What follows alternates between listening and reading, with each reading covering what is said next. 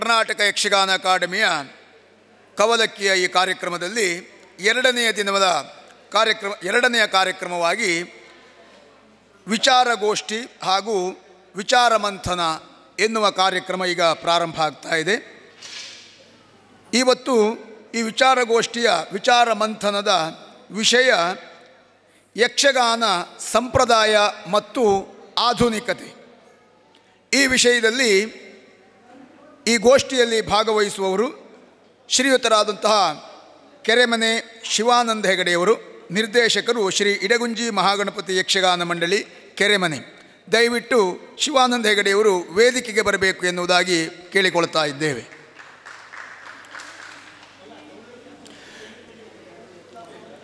ಜೊತೆಗೆ ಇನ್ನೊಬ್ಬರು ಶ್ರೀಯುತ ಸುಬ್ರಹ್ಮಣ್ಯ ಚಿಟ್ಟಾಣಿಯವರು, ಹಿರಿಯ ಯಕ್ಷಗಾನ ಕಲಾವಿದರು. ದಯವಿಟ್ಟು ಸುಬ್ರಹ್ಮಣ್ಯ ಚಿಟ್ಟಾಣಿಯವರು ವೇದಿಕೆಯನ್ನು ಅಲಂಕರಿಸಬೇಕೆನ್ನುವುದಾಗಿ ಕೇಳಿಕೊಳ್ತಾ ಇದ್ದೇವೆ.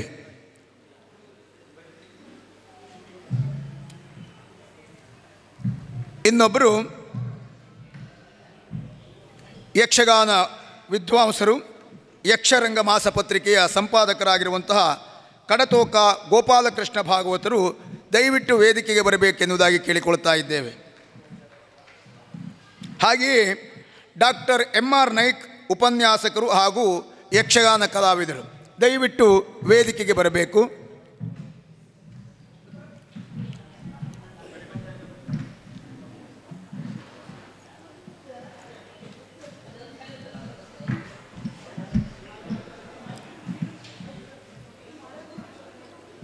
ವಿಚಾರಗೋಷ್ಠಿ ವಿಚಾರ ಮಂಥನ ಈ ಕಾರ್ಯಕ್ರಮಕ್ಕೆ ಆಗಮಿಸಿರುವಂತಹ ಕೆರೆಮನೆ ಶಿವಾನಂದ ಹೆಗಡೆಯವರಿಗೆ ಯಕ್ಷಗಾನ ಅಕಾಡೆಮಿ ಬೆಂಗಳೂರು ಪರವಾಗಿ ಹಾರ್ದಿಕವಾದಂತಹ ಸ್ವಾಗತ ಸುಸ್ವಾಗತ. ಹಿರಿಯ ಯಕ್ಷಗಾನ ಕಲಾವಿದರಾದಂತಹ ಸುಬ್ರಹ್ಮಣ್ಯ ಚಿಟ್ಟಾಣಿಯವರು ಈ ಗೋಷ್ಠಿಯಲ್ಲಿ ಭಾಗವಹಿಸ್ತಾ ಇದ್ದಾರೆ. ಉಪಸ್ಥಿತರಿರುವಂತಹ ಶ್ರೀಯುತ ಸುಬ್ರಹ್ಮಣ್ಯ ಚಿಟ್ಟಾಣಿಯವರಿಗೆ ಯಕ್ಷಗಾನ ಅಕಾಡೆಮಿ ಬೆಂಗಳೂರು ಪರವಾಗಿ ಸ್ವಾಗತ ಸುಸ್ವಾಗತ. ಯಕ್ಷರಂಗ ಮಾಸಪತ್ರಿಕೆಯ ಸಂಪಾದಕರು ಪ್ರಖರ ವಾಗ್ಮಿಗಳಾದಂಥ ಕಡತೋಕ ಗೋಪಾಲಕೃಷ್ಣ ಭಾಗವತರು ಈ ಕಾರ್ಯಕ್ರಮದಲ್ಲಿ ಉಪಸ್ಥಿತರಿದ್ದಾರೆ. ಅವರಿಗೂ ಸ್ವಾಗತ ಸುಸ್ವಾಗತ. ಹಾಗೆಯೇ ಉಪನ್ಯಾಸಕರು, ಖ್ಯಾತ ಯಕ್ಷಗಾನ ಕಲಾವಿದರು ಡಾಕ್ಟರ್ MR ನಾಯ್ಕರವರಿಗೆ ಯಕ್ಷಗಾನ ಅಕಾಡೆಮಿ ಬೆಂಗಳೂರು ಪರವಾಗಿ ಸ್ವಾಗತ ಸುಸ್ವಾಗತ. ನಾವು ನಿನ್ನೆಯಿಂದ ಪ್ರಾರಂಭವಾಗಿ ವಿವಿಧ ವಿಷಯಗಳ ಕುರಿತಾಗಿ ಅನೇಕ ವಿದ್ವಾಂಸರಿಂದ ಇಲ್ಲಿ ಅನೇಕ ವಿಷಯಗಳನ್ನು ಈಗಾಗಲೇ ಪ್ರಸ್ತುತಪಡಿಸಿದ್ದೇವೆ. ನಿನ್ನೆಯ ದಿವಸ ಯಕ್ಷಗಾನಕ್ಕೆ ಸಂಬಂಧಪಟ್ಟಂತಹ ಅನೇಕ ಸಂಗತಿಗಳು ಇಲ್ಲಿ ಅನಾವರಣಗೊಂಡಿದೆ. ಕರ್ನಾಟಕ ಯಕ್ಷಗಾನ ಅಕಾಡೆಮಿ ಬೆಂಗಳೂರು ಇವರು ನಡೆಸುತ್ತಿರುವಂಥ ಈ ಕಾರ್ಯಕ್ರಮದಲ್ಲಿ ಕೆಲವಷ್ಟು ವಿಷಯಗಳು ಯಕ್ಷಗಾನಕ್ಕೆ ಸಂಬಂಧಪಟ್ಟು ದಾಖಲಾರ್ಹವಾಗಬೇಕು ಎನ್ನುವುದು ನಮ್ಮ ಮುಖ್ಯ ಆಶಯ. ನಮ್ಮ ಅಕಾಡೆಮಿಯ ಗೌರವಾನ್ವಿತ ಅಧ್ಯಕ್ಷರಾದಂಥ ಡಾಕ್ಟರ್ ತಲ್ಲೂರು ಶಿವರಾಮ ಶೆಟ್ಟಿಯವರು ಹಾಗೂ ರಿಜಿಸ್ಟ್ರಾರ್ ನಮ್ರತಾ ಮೇಡಮ್ ಅವರು ಒಂದು ವಿಶೇಷವಾದಂತಹ ಅಕಾಡೆಮಿಯ ಕಾರ್ಯಕ್ರಮಗಳಲ್ಲಿ ಒಂದು ವಿಶಿಷ್ಟವಾದಂಥ ಕಾರ್ಯಕ್ರಮ ಒಬ್ಬ ಕಲಾವಿದರಾಗಿ ಅಕಾಡೆಮಿಯ ಸದಸ್ಯರಾದಂಥ ನಿಮ್ಮಿಂದ ಅನಾವರಣಗೊಳ್ಳಬೇಕು ಎನ್ನುವುದಾಗಿ ನನ್ನಲ್ಲಿ ಹೇಳಿದರು. ನಾನು ಬಹಳ ದಿವಸದಿಂದ ಅಂಥ ಒಂದು ಕಾರ್ಯಕ್ರಮವನ್ನು ನಡೆಸಬೇಕು ನಮ್ಮ ಉತ್ತರ ಕನ್ನಡದಲ್ಲಿ, ಅದು ನಮ್ಮ ಹೊನ್ನಾವರದಲ್ಲಿ ಎನ್ನುವ ಆಸೆಯನ್ನು ಹೊಂದಿದವ.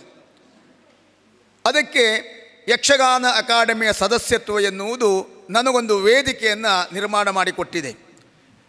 ಕರ್ನಾಟಕ ಯಕ್ಷಗಾನ ಅಕಾಡೆಮಿಯ ವತಿಯಿಂದ ನಡೆಯುತ್ತಿರುವ ಕಾರ್ಯಕ್ರಮ ಹೌದಾದರೂ ಒಬ್ಬ ಯಕ್ಷಗಾನ ಕಲಾವಿದನಾಗಿ ಅನೇಕ ಕಲಾವಿದರನ್ನು ಸನಿಹದಿಂದ ಕಂಡು ಜೊತೆಯಾಗಿ ರಂಗವನ್ನು ಹಂಚಿಕೊಂಡಿರುವಂಥ ನನಗೆ ಈ ಯಕ್ಷಗಾನದ ಕುರಿತಾದಂಥ ಹಲವಷ್ಟು ವಿಷಯಗಳನ್ನು ತಿಳಿಯಬೇಕು ಎನ್ನುವ ಕುತೂಹಲ. ಸಭಾವಲಯದಲ್ಲಿ ಪ್ರೇಕ್ಷಕರು ಎಷ್ಟು ಸೇರಿದ್ದಾರೆ ಎನ್ನುವುದಕ್ಕಿಂತಲೂ ಇದೊಂದು ದಾಖಲಾರ್ಹವಾಗಿ ಅಕಾಡೆಮಿಯಲ್ಲಿ ಶಾಶ್ವತವಾಗಿ ಉಳಿಯುವಂಥ ದಾಖಲೆಯ ಕಾರ್ಯಕ್ರಮ ಆದದ್ದರಿಂದ ಹೀಗೆ ಆಗಬೇಕು, ಹೀಗೆ ಬರಬೇಕು ಎನ್ನುವುದು ನನ್ನ ಶುದ್ಧವಾದಂಥ ಆಶಯ. ನಾವು ಪ್ರತಿನಿತ್ಯ ಪತ್ರಿಕೆಗಳಲ್ಲಿ, ಉಳಿದ ಮಾಧ್ಯಮಗಳಲ್ಲಿ ಹಲವು ವಿಷಯಗಳನ್ನು ಯಕ್ಷಗಾನಕ್ಕೆ ಸಂಬಂಧಪಟ್ಟು ನೋಡ್ತಾ ಇರ್ತೇವೆ, ಓದ್ತಾ ಇರ್ತೇವೆ, ಕೇಳ್ತಾ ಇರ್ತೇವೆ. ಅಲ್ಲಿ ಬರುವ ಎಲ್ಲ ವಿಷಯಗಳು ಕೇವಲ ಆ ದಿವಸದ ಅಷ್ಟಕ್ಕೆ ಸೀಮಿತವಾಗಿರ್ತದೆ ಬಿಟ್ಟರೆ ಕಾರ್ಯಗತ ಆದದ್ದು ಬಹುಶಃ 100ರಲ್ಲಿ 99 ಭಾಗ ಕಾರ್ಯಗತ ಆಗಲಿಲ್ಲ. ಹಾಗಾದರೆ ಯಕ್ಷಗಾನ ಅಂದರೇನು ಎನ್ನುವ ವಿಷಯದಲ್ಲಿ ಇನ್ನೂ ನಾವೆಲ್ಲ ಗೊಂದಲದಲ್ಲಿಯೇ ಇದ್ದೇವೆ. ಕಲಾವಿದರಾಗಿರುವಂಥ ನಮಗೂ ಸಹ ಯಕ್ಷಗಾನದ ಕುರಿತಾಗಿ ಮತ್ತಷ್ಟನ್ನು ತಿಳಿಯಬೇಕು, ಗೊತ್ತಾಗಬೇಕು ನಮಗೆ ಎನ್ನುವಂಥ ಆಶಯ ಇದೆ, ಆಸೆಯೂ ಇದೆ. ಅದನ್ನು ಈಡೇರಿಸಿಕೊಳ್ಳುವಲ್ಲಿ ಇದೊಂದು ಮುಖ್ಯವಾದಂಥ ವೇದಿಕೆ. ಇವತ್ತು ನಮ್ಮ ವೇದಿಕೆಯಲ್ಲಿರುವಂತಹ ಈ ಗೋಷ್ಠಿಯಲ್ಲಿ ಭಾಗವಹಿಸುವ 4 ಮುಖಗಳ ಹಾಗೆ ಎಲ್ಲರೂ ಒಂದೊಂದು ವಿಭಾಗದಲ್ಲಿ ಸಿದ್ಧಿ ಪ್ರಸಿದ್ಧಿಯನ್ನು ಪಡೆದವರು. ಕೆಲವು ಬಾರಿ ಕಾರ್ಯಕ್ರಮಗಳಿಗೆ ಏನಾಗ್ತದೆ ಕೇಳಿದರೆ ವೇದಿಕೆಯಲ್ಲೇ ಅಲಂಕೃತರಾಗಿರ್ತಾರೆ, ವಿಷಯ ಮತ್ತು ಆಶಯ ಇದರ ವ್ಯತ್ಯಾಸ ಗೊತ್ತಿರುವುದಿಲ್ಲ, ವಿಷಯದಲ್ಲಿ ಹುರುಳಿರುವುದಿಲ್ಲ, ಆಶಯಕ್ಕೊಂದು ನಿರ್ದಿಷ್ಟತೆ ಎನ್ನುವುದಿರುವುದಿಲ್ಲ. ಅದಕ್ಕೆ ಕಾರಣ ಏನು ಕೇಳಿದರೆ ಅನುಭವದ ಕೊರತೆ. ಆದರೆ ಇವತ್ತು ನಮ್ಮ ಗೋಷ್ಠಿಯಲ್ಲಿ ಭಾಗವಹಿಸ್ತಾ ಇರುವವರು ಕೆರೆಮನೆ ಶಿವಾನಂದ ಹೆಗಡೆಯವರು. ಅವರು ಒಬ್ಬ ಸುಪ್ರಸಿದ್ಧ ಕಲಾವಿದರ ಮಗನಾಗಿ ಒಂದು ಸಂಸ್ಥೆಯನ್ನು ದೇಶ ವಿದೇಶಗಳಲ್ಲಿ ಪ್ರದರ್ಶನ ನೀಡುವುದರ ಮೂಲಕವಾಗಿ ಒಂದು ಅದ್ಭುತವಾದಂಥ ಕಾರ್ಯಕ್ರಮವನ್ನು ಸಂಘಟಿಸಿ ಯಕ್ಷಗಾನದ ಒಳ ಹೊರಗನ್ನು ತಿಳಿದವರು. ಹಾಗಾಗಿ ಒಂದು ಯಕ್ಷಗಾನದ ವಿಷಯದಲ್ಲಿ, ಸಂಘಟನೆಯ ವಿಷಯದಲ್ಲಿ ಸಾಕಷ್ಟು ಅನುಭವವನ್ನು ಹೊಂದಿದವರು. ಅಂಥವರಿಂದ ನಮಗೆ ಹಲವು ವಿಷಯಗಳನ್ನು ತಿಳಿಯುವುದಕ್ಕೆ ಸಾಧ್ಯ ಎನ್ನುವುದು ನಮ್ಮ ಆಶಯ. ಜೊತೆಯಲ್ಲಿ ಸುಬ್ರಹ್ಮಣ್ಯ ಚಿಟ್ಟಾಣಿಯವರು ಯಕ್ಷಗಾನ ಕ್ಷೇತ್ರಕ್ಕೆ ಪ್ರಪ್ರಥಮವಾಗಿ ಪದ್ಮಶ್ರೀಯನ್ನು ತಂದುಕೊಟ್ಟಿರುವಂಥ ಚಿಟ್ಟಾಣಿ ರಾಮಚಂದ್ರ ಹೆಗಡೆಯವರ ಮಗನಾಗಿ ಹಲವು ವರ್ಷಗಳಿಂದ ಯಕ್ಷಗಾನದ ಕ್ಷೇತ್ರದಲ್ಲಿ ಕೃಷಿಯನ್ನು ಮಾಡಿ ಸ್ವತಃ ಮೇಳವನ್ನು ಕಟ್ಟಿ ಸಂಘಟಕರಾಗಿ ಎಲ್ಲ ವಿಭಾಗದಲ್ಲಿಯೂ ಅನುಭವವನ್ನು ಹೊಂದಿದವರು. ಬಹುಶಃ 3-4 ತಲೆಮಾರುಗಳ ಕಲಾವಿದರೊಂದಿಗೆ ವೇಷವನ್ನು ಮಾಡಿ ರಂಗವನ್ನು ಹಂಚಿಕೊಂಡವರು. ಅಂಥವರ ಅನುಭವ ನಮಗೆ ದಾರಿದೀಪವಾಗ್ತದೆ ಎನ್ನುವುದು ನಮ್ಮ ಆಶಯ. ಗೋಪಾಲಕೃಷ್ಣ ಭಾಗವತರು ಯಕ್ಷರಂಗ ಮಾಸಪತ್ರಿಕೆಯನ್ನು ನಡೆಸುವುದರ ಮೂಲಕವಾಗಿ ಯಕ್ಷಗಾನದ ಬಗ್ಗೆ ಚಿಂತನಾತ್ಮಕವಾಗಿ ಯೋಚನೆ ಮಾಡುವವರು. ಅನ್ನಿಸಿದ್ದನ್ನು ತಮ್ಮ ಪಾಲಿಗೆ ಸರಿ ಅಲ್ಲ ಅಂತಾದರೆ ಅದನ್ನು ಅಷ್ಟೇ ಕಟುವಾಗಿ ಖಂಡಿಸಿ, ಹೌದಾದದ್ದನ್ನು ಅಷ್ಟೇ ಪ್ರೀತಿಯಿಂದ ಸ್ವೀಕರಿಸುವ ಸಹೃದಯಿಗಳು. ಹಾಗಾಗಿ ಯಕ್ಷಗಾನದ ಒಳ ಹೊರಗು ವಿಷಯಗಳನ್ನು ಸರಿಯಾಗಿ ತಿಳಿದವರು. ಅಂಥವರಿಂದ ಹಲವು ವಿಷಯಗಳು ನಮಗೆ ದೊರಕಬೇಕು ಎನ್ನುವುದು ಆಶಯ. ಡಾಕ್ಟರ್ MR ನಾಯಕರು ಯಕ್ಷಗಾನದ ಆಡಂಬಲವಾದಂತಹ ಅಂಕೋಲಾದಲ್ಲಿ ಹುಟ್ಟಿ ಬೆಳೆದು ಕಾಲೇಜ್ ಉಪನ್ಯಾಸಕರಾಗಿ, ಯಕ್ಷಗಾನ ಕಲಾವಿದರಾಗಿ, ಪ್ರಸ್ತುತ ಪುಸ್ತಕಗಳನ್ನು ಬರೆಯುವುದರ ಮೂಲಕವಾಗಿ ಲೇಖಕರಾಗಿಯೂ ಯಕ್ಷಗಾನದಲ್ಲಿ ತನ್ನನ್ನು ತಾನು ತೊಡಗಿಸಿಕೊಂಡವರು. ಇಂಥವರಿಂದ ನಾವು ಹಲವು ವಿಷಯಗಳನ್ನು ತಿಳಿಯುವುದಕ್ಕೆ ಸಾಧ್ಯ. ಇವತ್ತು ನಾವು ವೇದಿಕೆಯಲ್ಲಿರುವಂಥ ಗಣ್ಯರಿಗೆ ಕೊಡುವ ವಿಷಯ ಯಕ್ಷಗಾನದ ಸಂಪ್ರದಾಯ ಮತ್ತು ಆಧುನಿಕತೆ. ಯಕ್ಷಗಾನದ ಸಂಪ್ರದಾಯ ಅಂದರೆ ಏನು? ಅದಕ್ಕೊಂದು ವಿಸ್ತಾರ, ಅದಕ್ಕೊಂದು ಅಳತೆ, ಅದಕ್ಕೊಂದು ಇತಿಮಿತಿಗಳ ಏನು? ಯಾಕೆಂದರೆ ಯಾವುದನ್ನು ನಾವು ಸಂಪ್ರದಾಯ ಎನ್ನುವುದಾಗಿ ಯಕ್ಷಗಾನ ಕಲಾವಿದರು, ಯಕ್ಷಗಾನ ಅಭಿಮಾನಿಗಳು ಒಪ್ಪಬೇಕು. ಯಾಕೆಂದರೆ ಒಂದೊಂದು ಕಡೆಯಲ್ಲಿ ಒಂದೊಂದು ರೀತಿಯ ಒಬ್ಬೊಬ್ಬರು ಮಾಡಿದ್ದು ಅದು ಸಂಪ್ರದಾಯ ಅಂತಲೇ ಕರೆಸಿಕೊಳ್ತಾ ಇದೆ. ಹಾಗಾದರೆ ಹಳೆಯ ಕಲಾವಿದರೆಲ್ಲ ಮಾಡಿಟ್ಟ, ಹಿರಿಯ ಕಲಾವಿದರೆಲ್ಲರೂ ಮಾಡಿ ತೋರಿಸಿದ ಅದುವೇ ಸಂಪ್ರದಾಯವೇ? ಅಥವಾ ಯಕ್ಷಗಾನಕ್ಕಾಗಿ ಹೀಗೊಂದು ಸಂಪ್ರದಾಯ ಎಲ್ಲರೂ ಅನುಸರಿಸುವಂಥದ್ದು? ಈಗ ಒಂದೊಂದು ವಲಯದ, ಒಂದೊಂದು ಕ್ಷೇತ್ರ, ಒಂದೊಂದು ಪ್ರದೇಶಕ್ಕೆ ಸಂಬಂಧಪಟ್ಟ ಕಲಾವಿದರು ಮಾಡಿದ್ದೆಲ್ಲ ಸಂಪ್ರದಾಯ ಅಂತ ಒಪ್ಕೊಳ್ಳಿಕ್ಕೆ ಆಗುವುದಿಲ್ಲ. ಯಾಕಂದರೆ ನಾವು ನಮ್ಮದು ಸಂಪ್ರದಾಯ ಅಂತ ಹೇಳಿದ್ರೆ ಅವರು ಅದು ಅಲ್ಲ ಅಂತ ಹೇಳ್ತಾರೆ. ಹಾಗಾದರೆ ಒಟ್ಟಾರೆಯಾಗಿ ಸಮಷ್ಟಿಯಾಗಿ ಯಕ್ಷಗಾನದ ಸಂಪ್ರದಾಯ ಯಾವುದು? ಇನ್ನು ಆಧುನಿಕತೆ. ಯಕ್ಷಗಾನ ತುಂಬ ಬದಲಾಗಿದೆ.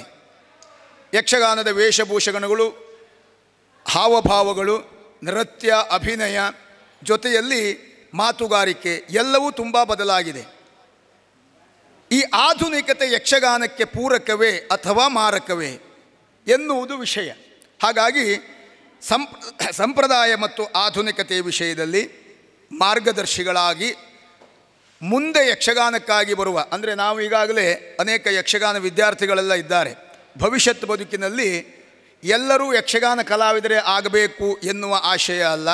ಕೊನೆಯ ಪಕ್ಷ ಒಳ್ಳೆಯ ಯಕ್ಷಗಾನದ ಪ್ರೇಕ್ಷಕರಾದರೂ ಆಗಬೇಕು ಎನ್ನುವುದು ನಮ್ಮ ಆಶಯ. ಅಂಥ ಒಂದು ಆಶಯ ಈಡೇರಬೇಕು ಅಂತಾದರೆ ಈ ವಿಷಯದಲ್ಲಿ ಸರಿಯಾದಂಥ ಮಾಹಿತಿ ನಮಗೆ ಲಭ್ಯ ಆಗಬೇಕು. ಹಾಗಾಗಿ ಒಬ್ಬೊಬ್ಬರಿಗಾಗಿ ಈ ವೇದಿಕೆ ಬಿಟ್ಟುಕೊಡ್ತಾ ಇದ್ದೇವೆ. ಪ್ರಪ್ರಥಮವಾಗಿ ಕೆರೆಮನೆ ಶಿವಾನಂದ ಹೆಗಡೆಯವರು ಈ ವಿಷಯದಲ್ಲಿ ಮಾತಾಡ್ತಾರೆ. ಕ್ಷೇತ್ರ ದೇವತೆಗೆ ನಮಸ್ಕರಿಸಿಕೊಂಡು ಇವತ್ತಿನ ಈ ಒಂದು ವಿಶಿಷ್ಟವಾದಂಥ ವಿಚಾರಗೋಷ್ಠಿ ವೇದಿಕೆಯಲ್ಲಿರುವಂಥ ನನ್ನ ಎಲ್ಲ ಗಣ್ಯರೇ ಮತ್ತು ಸ್ನೇಹಿತರೆ, ಮುಖ್ಯವಾಗಿ ನಮ್ಮ ಆತ್ಮೀಯರು ಸ್ನೇಹಿತರು ಇಲ್ಲಿ ವೇದಿಕೆಯಲ್ಲಿದ್ದಾರೆ. ಹಾಗೆ ಮುಂದುಗಡೆಗೆ ಕೂಡ ತಾವೆಲ್ಲ ಆತ್ಮೀಯರಿದ್ದೀರಿ, ಮಾಧ್ಯಮ ಮಿತ್ರರಿದ್ದೀರಿ, ಎಲ್ಲರನ್ನು ವಂದಿಸ್ತಾ ಇವತ್ತಿನ ವಿಷಯ ಈಗಾಗಲೇ ವಿದ್ಯಾಧರ್ ಜಲ್ವಲಿಯವರು ಈಗ ಸ್ಪಷ್ಟಪಡಿಸಿದ್ದಾರೆ ಏನು ಅಪೇಕ್ಷೆ ಎನ್ನುವುದನ್ನು. ಮೊದಲನೇಗಾಗಿ ನಾನು ನಮ್ಮ ಕರ್ನಾಟಕ ಯಕ್ಷಗಾನ ಅಕಾಡೆಮಿ ಈ ಒಂದು ಕಾರ್ಯಕ್ರಮವನ್ನು ನಮ್ಮ ಜಿಲ್ಲೆಯ ಈ ಒಂದು ಭಾಗದಲ್ಲಿ ಏರ್ಪಡಿಸ್ತಾ ಇರುವುದಕ್ಕೆ ಕೃತಜ್ಞತೆಯನ್ನು ಹೇಳ್ತಾ, ವಿದ್ಯಾಧರ ಅವರಿಗೂ ಕೂಡ ನಾನು ಕೃತಜ್ಞತೆಯನ್ನು ಹೇಳ್ತಾ 4 ಮಾತುಗಳನ್ನು ಆಡ್ತೇನೆ. ನಾನು ಸ್ಪಷ್ಟವಾಗಿ ಹೀಗೆ ಮಾತಾಡಬೇಕು ಅಂತ ಬರಲಿಲ್ಲ, ಯಾಕೆಂದರೆ ವಿಷಯ ನನಗೆ ಇನ್ವಿಟೇಷನ್ನು ವಿಷಯ ಇತ್ಯಾದಿಗಳಲ್ಲಿ ಲಕ್ಷ್ಯ ಹಾಕಲಿಕ್ಕೆ ಆಗಲಿಲ್ಲ. ಆದರೆ ಅದೊಂದು ಎಕ್ಸ್ಕ್ಯೂಸ್ ಅಂತ ತಿಳ್ಕೊಳ್ಬಾರ್ದು. ಆದರೂ ಕೂಡ ಇವತ್ತು ಬಹಳ ಚರ್ಚೆ ಆಗ್ತಾ ಇರುವಂಥ ಒಂದು ಬಹುಮುಖ್ಯ ವಿಷಯವನ್ನು ನಮ್ಮ ಕಲಾವಿದ ಜಲ್ವಳಿಯವರು ಹೇಳಿದ್ದಾರೆ. ಅಂದರೆ ಸಂಪ್ರದಾಯ ಅಂದರೆ ಯಾವುದು, ಮತ್ತು ಯಾವುದನ್ನು ಅನುಸರಿಸಬೇಕು ಅಂತ. ಇದು ತುಂಬ ಸಂಕೀರ್ಣವಾದಂಥ ಒಂದು ಪ್ರಶ್ನೆ ಮತ್ತು ಇವತ್ತಿನ ವೇದಿಕೆಯ ಒಂದು ಸೀಮಿತವಾದ ಸಂದರ್ಭದಲ್ಲಿ ನಿರ್ಣಯಿಸುವುದು ಭಾಳ ಕಷ್ಟ. ನಮ್ಮ ಯಕ್ಷಗಾನ ತುಂಬ ವಿಸ್ತಾರವಾಗಿದೆ. ಎಲ್ಲಿ ಏನಾಗ್ತಾ ಇದೆ ಎನ್ನುವುದೇ ಒಂದು ಗ್ರಹಿಕೆಗೆ ಸಿಕ್ಕದೇ ಇರುವ ಸಂಗತಿಯಾಗಿದೆ. ಹಾಗಾಗಿ ಯಾವುದೋ ಒಂದು ಸಂಪ್ರದಾಯ ನಾವು ಮಾಡ್ತೇವೆ ಅಂದರೆ ಯಾರು ಅದನ್ನು ಮುಂದೆ ತೆಗೆದುಕೊಂಡು ಹೋಗೋರು ಯಾರು ಎನ್ನುವಂತಹದ್ದು ಭಾಳ ಕ್ಲಿಷ್ಟವಾದ ಸಂಗತಿ. ಅದು ಈಗ ಒಂದು ಸಂಪ್ರದಾಯ ಉತ್ತರ ಕನ್ನಡದ್ದೇ ಅಂತ ಇರೋಣ, ಆ ಸಂಪ್ರದಾಯವನ್ನು ಯಾರು ಅನುಸರಿಸಬೇಕು? ಯಾಕೆಂದರೆ ಇವತ್ತು ಹೆಚ್ಚು ಕಡಿಮೆ ಎಲ್ಲ ಕಲಾವಿದರು ಒಂದು ಮೇಳದ ಚೌಕಟ್ಟಿಗೆ ಒಳಪಟ್ಟು ಕೆಲಸ ಮಾಡುವಂಥವರು. ಆಮೇಲೆ ಆ ಕ್ಷಣಕ್ಕೆ ಅಸೆಂಬಲ್ ಆಗುವವರು, ಅಲ್ಲಿ ಹಿರಿಯರು ಕಿರಿಯರು ಎಲ್ಲರೂ ಒಂದು ಮೇಳದ ಒಂದು ಕಾರ್ಯಕ್ರಮಕ್ಕೆ ಆ ಕ್ಷಣಕ್ಕೆ ಅಸೆಂಬಲ್ ಸೇರಿಸುವಂಥದ್ದು. ಕಥಕ್ಕಳಿಯಲ್ಲಿ ಇದು ನಡೀತದೆ. ಏನಂದರೆ ಅಲ್ಲಿ ಬೇರೆ ಬೇರೆ ಕಲಾವಿದರು ಸೇರಿ ಯಕ್ಷಗಾನ ಮಾಡ್ತಾರೆ, ಕಥಕ್ಕಳಿಯನ್ನು ಮಾಡ್ತಾರೆ.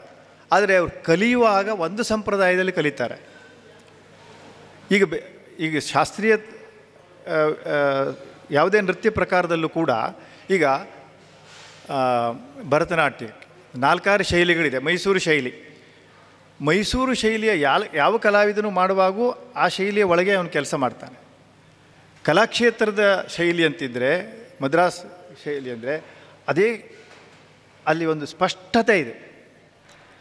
ಮುಖ್ಯ ಇಲ್ಲಿ ಸಂಪ್ರದಾಯಗಳ ವಿಷಯದಲ್ಲಿರ್ಬೋದು, ರಂಗ ಸಂಪ್ರದಾಯ, ಕಲಾವಿದ ಸಂಪ್ರದಾಯ ಎಲ್ಲವೂ ಕೂಡ ನಮ್ಮಲ್ಲಿ ನಾವು ಎಲ್ಲಿಂದ ಆರಂಭಿಸ್ತೇವೆ ಎನ್ನುವ ಒಂದು ಬೇಸಿಕ್ ಇದೆಯಲ್ಲ, ಅಲ್ಲಿ ಏನಾಗಿದೆ ಅಂತ ನೋಡಬೇಕಾಗಿದೆ. ಸದ್ಯಕ್ಕೆ ಸ್ಪಷ್ಟವಾಗಿ 3 ಶೈಲಿ ಅಂತೂ ಇದ್ದೇ ಇದೆ, 3 ವಿಭಾಗ ಅಂತೂ ಇದೆ. ಒಂದು ಮಧ್ಯ ಬಡಗಿನಲ್ಲಿ 2, ತೆಂಕಿನಲ್ಲೂ 1.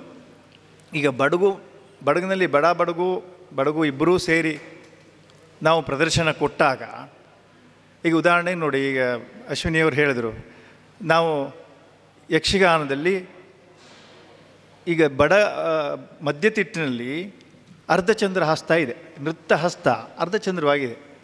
ಉತ್ತರ ಕನ್ನಡ ಪದ್ಧತಿಯಲ್ಲಿ ಅದು ಪತಾಕ.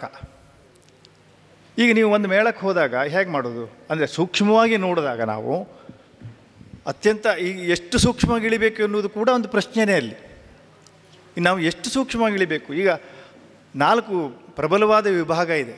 ವಾಚಕ, ಆಹಾರ್ಯ ಅಂದರೆ ನಮ್ಮ ವೇಷಭೂಷಣಗಳಲ್ಲಿ ಕೂಡ ಈಗ ಬಿಳೆ ಭುಜಕೀರ್ತಿಯನ್ನು ಕಟ್ಟುವಂಥದ್ದು. ಇಂಥ ಒಂದು ಸಣ್ಣ ಉದಾಹರಣೆ ನಾನು ಹೇಳೋದು, ಅದು ಮಧ್ಯತಿಟ್ಟಿನವರು ಬಹಳ ಗಟ್ಟಿಯಾಗಿ ಹಿಡ್ಕೊಂಡಿರುವಂಥ ಒಂದು ಸಂಪ್ರದಾಯ. ಅವ್ರ ಸಂಪ್ರದಾಯದ ಲಕ್ಷಣಕ್ಕೆ ಒಂದು ಗುರುತುಗಳಿದೆ ಕೆಲವರಿಗೆ, ಇದು ನಮ್ಮದು, ಇದು ಹೀಗೆ ಅಂತ.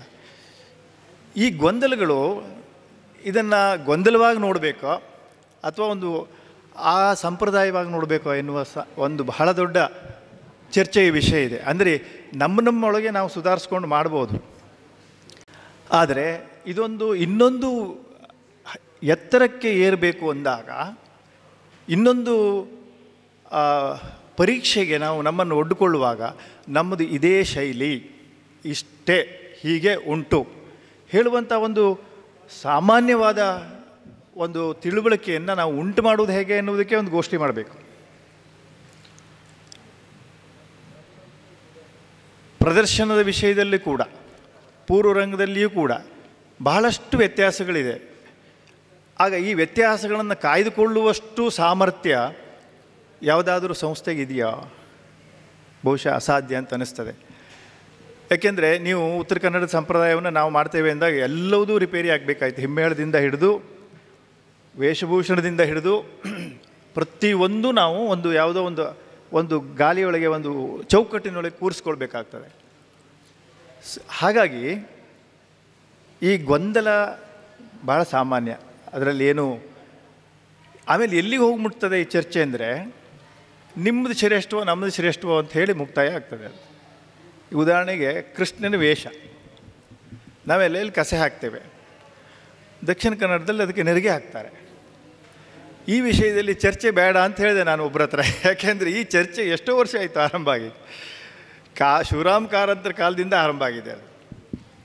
ಅದು ಮುಕ್ತಾಯ ಆಗುವ ಲಕ್ಷಣ ಇಲ್ಲ. ಹಾಗಾಗಿ ಏನು ಮಾಡಬೇಕು ಅಂದರೆ, ಕೆಲವರು ಬಹಳ ಚೆನ್ನಾಗಿ ಅದನ್ನು ಹೇಗೆ ಬಳಸ್ಕೊಳ್ತಾರೆ ಅಂದರೆ, ಅಲ್ಲಿ ಹೋದಾಗ ಹಾಗೆ ಮಾಡೋದು, ಇಲ್ಲಿ ಬಂದಾಗ ಹೀಗೆ ಮಾಡೋದು. ಈ ರೀತಿಯ ಅಂದರೆ ಇಲ್ಲಿ ದಯಮಾಡಿ ಯಾರು ನಮ್ಮ ಉತ್ತರ ಕನ್ನಡದ್ದು ಶ್ರೇಷ್ಠ, ದಕ್ಷಿಣ ಕನ್ನಡದ್ದು ಕನಿಷ್ಠ, ನಮ್ಮದೇ ಸರಿ ಎನ್ನುವ ನೆಲೆಯಲ್ಲಿ ನಾನು ಮಾತಾಡ್ತಾ ಇಲ್ಲ. ಗೊಂದಲಗಳು ಯಾಕೆ ಆಗ್ತಾಯಿದೆ? ವಿಭಿನ್ನತೆ ಇರೋದ್ರಿಂದ, ಭಿನ್ನತೆ ಇರೋದ್ರಿಂದ. ಭಿನ್ನತೆ ಇರಬೇಕೋ ಬೇಡವೋ? ಭಿನ್ನತೆ ಖಂಡಿತ ಬೇಕು, ಆದರೆ ಅಷ್ಟು ಚೆನ್ನಾದ ಸಮರ್ಥನೆ ಬೇಕು. ಸಮರ್ಥನೆ ಎನ್ನುವುದು ಕೇವಲ ಸಂಪ್ರದಾಯ ಮಾತ್ರ ಸಮರ್ಥನೆ ಅಲ್ಲ. ಸಂಪ್ರದಾಯದಲ್ಲೂ ದೋಷಗಳು ಬರುವ ಸಾಧ್ಯತೆ ಇದೆ. ಸಂಪ್ರದಾಯ ಒಂದು ಶೀಲ್ಡ್ ಅಲ್ಲ, ನಮಗೆ ರಕ್ಷಣಾ ವ್ಯವಸ್ಥೆ ಅಲ್ಲ ಸಂಪ್ರದಾಯ. ನಾವೆಷ್ಟೋ ಸಲ ನಾವು ಉತ್ತರ ಕೊಡಲಿಕ್ಕಾಗದಿದ್ದು ಕೂಡ ಇದು ನಮ್ಮ ಸಂಪ್ರದಾಯ ಹೇಳ್ಬಿಡೋದು. ಆದರೆ ನೀವು ವಿಚಾರ ಮಾಡಿ ನೋಡಿ, ಪ್ರತಿಯೊಂದು ಕೆಲವು ಪಾತ್ರಗಳ ವೇಷಭೂಷಣ ಇರ್ಬೋದು, ಅದರ ನಡೆ ಇರ್ಬೋದು, ಅಭಿನಯ ಇರ್ಬೋದು. ಒಂದು ಸಮರ್ಥ ಕಲಾವಿದ, ಹಿಂದಿನ ಸಮರ್ಥ ಕಲಾವಿದ, ಅದಕ್ಕೊಂದು ಹಿಂದೆ ಆಚೆ ಈಚೆ ಕೇಳಿಕೊಂಡು ಇದು ಹೀಗೆ ಮಾಡಲೋ ಹಾಗೆ ಮಾಡಲೋ ಎನ್ನುವ ಒಂದು ಸಾಮರಸ್ಯದಲ್ಲಿ ಬೆಳೆದು ಬಂದಿದೆ ಇದು ಶಿವರಾಮ ಹೆಗಡೆ ಇರ್ಬೋದು, ಜಲಬಳ್ಳಿಲಿರ್ಬೋದು, ಚಿಟ್ಟಾಣಿಯವರು ಇರ್ಬೋದು, ಅಥವಾ ದೊಡ್ಡ ದೊಡ್ಡ ಶ್ರೇಷ್ಠ ಕಲಾವಿದರು ಇರ್ಬೋದು. ಹೆಂಗೋ ಇದು ಮಾಡ್ಲಕ್ಕೋ ಹೇಗೆ, ಇದು ಆಗ್ಬೋದಾ ಹೇಗೆ, ಆ ನೆಲೆಯಲ್ಲಿ ಬೆಳೆದು ಬಂದ ಸಂಪ್ರದಾಯ. ಈ ಉದಾಹರಣೆಗೆ ನಾನು ಮಲಗದ್ದೆ ಗಣೇಶ ಹೆಗಡೆಯವ್ರ ಹತ್ರ ಒಂದು ಸಲ ಹೀಗೆ ಕೂತ್ಕೊಂಡು ಮಾತಾಡ್ತಾ ಇದ್ದೆ. ಈ ಶಿವಾನಂದ, ನಮ್ಮ ಹಸ್ತಾಭಿನಯ ಯಾವ ಲೆವೆಲಿಗೆ ಇರಬೇಕು? ಈಗ ಅದರಲ್ಲಿ ನೃತ್ಯ ಹಸ್ತ ಎಲ್ಲಿರಬೇಕು? ಆಮೇಲೆ ನೃತ್ಯ ಹಸ್ತವನ್ನು ನೃತ್ಯದ ಸಂದರ್ಭದಲ್ಲಿ ಅದನ್ನು ಕೆಳಗೆ ಬಿಡ್ಬೋದಾ, ಹೀಗೆ ಬಿಡ್ಬೋದಾ, ಅಥವಾ ಅದನ್ನು ಕಾಯ್ದುಕೊಳ್ಬೇಕೋ? ಯಾವ ಮಟ್ಟದಲ್ಲಿ ಕಾದ್ಕೊಳ್ಬೇಕು? ಆಮೇಲೆ ನಮ್ಮ ಮುಖ, ಅಭಿನಯಕ್ಕೆ ಬೇಕಾದಂತಹ ಮುಖಕ್ಕೆ ಅಡ್ಡಿಯಾಗದ ಹಾಗೆ ಎಷ್ಟು ದೂರದಲ್ಲಿಡಬೇಕು? ಆಮೇಲೆ ಈ ಭುಜ ಎನ್ನುವಂಥದ್ದು ಇಲ್ಲಿ ಡ್ರಾಪ್ ಆಗಬೇಕೋ ಅಥವಾ ಇದು ಹೀಗಿರಬೇಕೋ? ಇದು ನಾನು ಮಲಗಿದ್ದೆ ಚರ್ಚೆ ಮಾಡಿದಾಗ, ಈಗ ನಮ್ಮಲ್ಲಿ ಹೇಗಿದೆ ಅಂದರೆ ತಿತ್ತೈ ಇದು ಈ ಕ್ರಮ ಇತ್ತು. ಈ ಪತಾಕ ಹಸ್ತವನ್ನು ಹೀಗೆ ಮಾಡೋದು, ಇದು ದಕ್ಷಿಣ ಕನ್ನಡದಿಂದ ಬಂದಿದ್ದು, ಅಲ್ಲಿದು ತಪ್ಪು ಅಂತಲ್ಲ. ಇದು ಎರಡನ್ನೂ ನಾವು ಇಟ್ಕೊಳ್ಬೋದು. ಕೆಲವು ಸಂಪ್ರದಾಯಗಳು, ಕೆಲವು ನಡೆಗಳನ್ನು ಎರಡನ್ನೂ ನಾವು ಇಟ್ಕೊಳ್ಬೋದು. ಆದರೆ ನಮ್ಮದು ಯಾವುದು ಅಂತ ಹೇಳುವ ಒಂದು ಹಿನ್ನೆಲೆ ಒಬ್ಬ ಕಲಾವಿದ ಖಂಡಿತವಾಗಿ ಇಟ್ಕೊಳ್ಬೇಕಾಗ್ತದೆ. ಈಗ ಅವ್ರು ಹೇಳಿದರು, ನಾವು ಹೀಗಿಟ್ಟರೆ ಹೇಗೆ, ಅಥವಾ ಅದನ್ನು ಎಷ್ಟು ವಿಸ್ತಾರವಾಗಿಡಬೇಕು? ಈಗ ನಾವು ಒಂದು ಹೀಗೆ ಕೈಯನ್ನು ಎತ್ಕೊಂಡು ಬಿಡೋದಾ? ಒಂದು ನೃತ್ಯ ಮಾಡಬೇಕಿದ್ರೆ ಬೇಕು ಅಂದಾಗ ಕೈ ಹೀಗೆ ಬಂದು ಕೂತ್ಕೊಂಡ್ಬಿಡ್ತದ, ಅಥವಾ ಅದಕ್ಕೊಂದು ಗಟ್ಟಿತನ ಇದೆಯೋ ನಮ್ಮ ಸಂಪ್ರದಾಯದಲ್ಲಿ? ಇದು ಕಲಾವಿದರ ದೋಷಕ್ಕಾಗಿ ಹೇಳ್ತಾ ಇರುವಂಥದ್ದಲ್ಲ, ನಮಗೆ ನಾವೇ ಪ್ರಶ್ನಿಸಿಕೊಳ್ಳಬೇಕಾದಂಥದ್ದು. ಖಂಡಿತವಾಗಿಯೂ ನಮ್ಮ ನೃತ್ಯ ಹಸ್ತಗಳು ಯಾವುದು, ನಮ್ಮ ಮುದ್ರೆಗಳು ಯಾವುದು, ಹಿಂದೆ ಇದ್ದ ಮುದ್ರೆಗಳ ಬಳಕೆ ಯಾವುದು, ಈಗ ಬಂದು ಸೇರಿರುವ ಮುದ್ರೆಗಳು ಯಾವುದು. ಇಷ್ಟೆಲ್ಲ ನೀವು ಮುದ್ರೆ ಬಗ್ಗೆ, ಅಭಿನಯದ ಬಗ್ಗೆ ಮಾತಾಡ್ತಾ ಇದ್ದಂಗೆ ಮತ್ತೊಂದು ವಲಯದಿಂದ ಬರ್ತದೆ. ಯಕ್ಷಗಾನದಲ್ಲಿ ಮುದ್ರೆಗಿದ್ರೆಲ್ಲ ಇಲ್ಲ, ಅದೆಲ್ಲ ಬಳಸಬಾರ್ದು, ಅದು ಸಂಪ್ರದಾಯವೇ ಅಲ್ಲ ಅನ್ನೋ ಒಂದು ಕೂಗು ಬರ್ತದೆ ಅಲ್ಲಿ. ಈ ಕೂಗಿಗೆ ನಾವು ಅಂಜಲೇಬಾರದು. ನಮ್ಮ ಉದ್ದೇಶ ಸ್ಪಷ್ಟವಾಗಿರಬೇಕು. ಅಂದರೆ ಯಕ್ಷಗಾನ ಎನ್ನುವ ರಂಗಭೂಮಿ ಕೇವಲ ಈ ಒಂದು ಸಮುದಾಯಕ್ಕೆ ಮಾತ್ರ ದಕ್ಕಬೇಕೋ ಅಥವಾ ಇದರ ವಿಸ್ತೃತೆ ನಮಗೆ ಬೇಕೋ? ನಾನು ಇದನ್ನು ಕಲಾವಿದರಲ್ಲೇ ಪ್ರಶ್ನಿಸುವಂಥದ್ದು. ನಮಗೆ ಇಲ್ಲೇ ಆಟ ಕುಣಿತಾ ಇರಬೇಕೋ ಅಥವಾ ನಮ್ಮ ಕ್ಷೇತ್ರ ವಿಸ್ತಾರ ಆಗಬೇಕೋ? ಈ ಪ್ರಶ್ನೆಯನ್ನು ನಾವು ಕೇಳ್ಕೊಳ್ಬೇಕು. ಆಗ ಬಹಳಷ್ಟು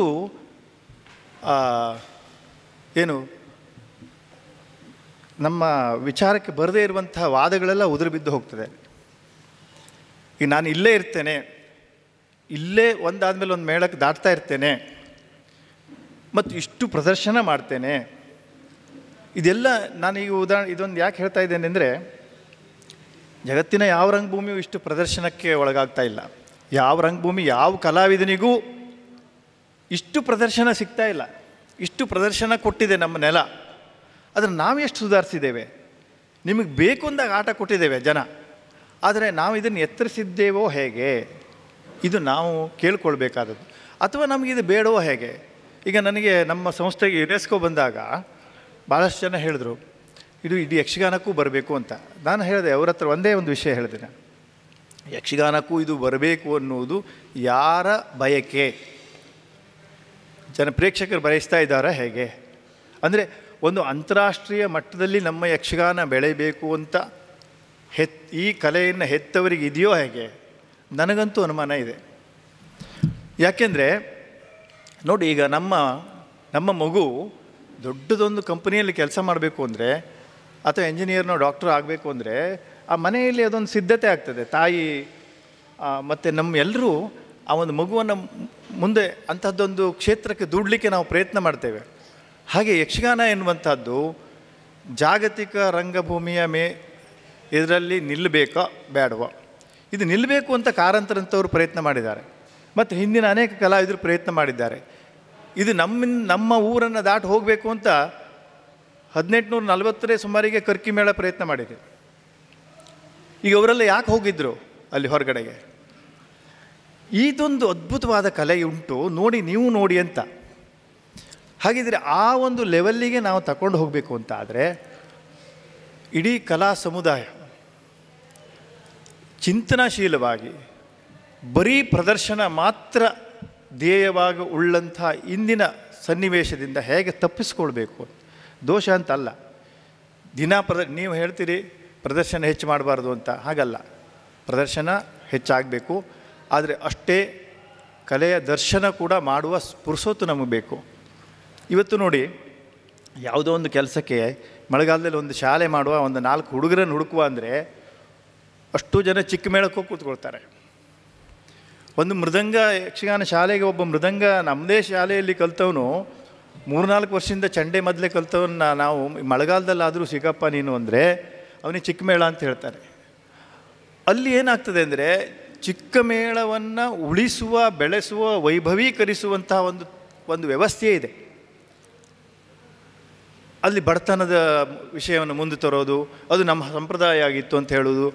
ಆಗ ಏನಾಗ್ತಾ ಇದೆ ಅಂದರೆ ಕಲಾವಿದ ಬೆಳೆಯೋದು ಹೇಗೆ? ಕಲಾವಿದ ವ್ಯವಸ್ಥಿತವಾಗಿ ಬೆಳೆಯೋದು ಹೇಗೆ? ಕೇವಲ ಜನರ ಚಪ್ಪಾಳೆ, ಜನರ ಸಿಳ್ಳು, ಮತ್ತು ಮುಂದಿನ ಆಟಕ್ಕೆ ಮತ್ತೆ ಅದೇ ರಿಪೀಟ್ ಆಗೋದು? ಅಥವಾ ಒಬ್ಬ ಮೃದಂಗ ಬಾರಿಸುವವನಿಗೆ 10 ಪ್ರಶ್ನೆಗಳನ್ನು ಕೇಳಿದ್ರೆ ಉತ್ತರ ಕೊಡುವಷ್ಟಾದರೂ ಇದ್ದಾನೆ ಅವನು? ಅಥವಾ ನಮ್ಮ ಉತ್ತರ ಕನ್ನಡದ ಬೆರಳು ಹೊರಳಿಕೆ ಅಂದರೆ ಏನು, ಅದು ಇತ್ತ ಹೇಗೆ? ಎಷ್ಟೋ ಜನಕ್ಕೆ ಅದೇ ಗೊತ್ತಿಲ್ಲ. ಅಂದರೆ ಈಗ ನಾವು ಮಾಡಬೇಕು ಅಂತಲ್ಲ, ಇದ್ದದ್ದಾದರೂ ಗೊತ್ತಾಗಬೇಕು. ಹೀಗೆ ಬಹಳ ಸಂಕೀರ್ಣವಾದ ಸನ್ನಿವೇಶದಲ್ಲಿ ನಾವಿದ್ದೇವೆ ಇವತ್ತು.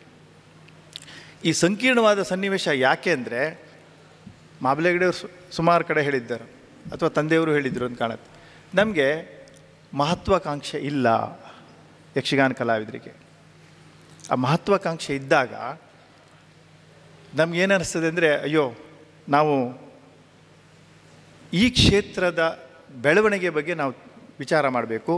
ಆಗ ಸಂಪ್ರದಾಯ ಮತ್ತು ಕಲಾತ್ಮಕತೆ, ಸಂಪ್ರದಾಯದ ಒಂದು ಟೆಸ್ಟಿಂಗ್ ಪಾಯಿಂಟ್ ಎಲ್ಲಿ, ಅಲ್ಲಿ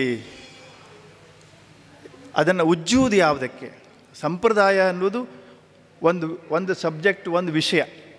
ಆ ಸಂಪ್ರದಾಯ ಸರಿ ಅಲ್ವೋ ಅಂತ ಒಂದು ಉಜ್ಜುವ ಕಲ್ಲು ಬೇಕಲ್ಲ, ಅದು ಕಲಾತ್ಮಕವೋ ಹೇಗೆ?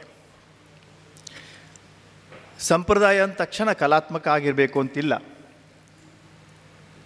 ಅದಕ್ಕೆ ಒಂದು ನಿಕಷಕ್ಕೆ ಬೇಕು ಒಂದು ಕಲ್ಲು.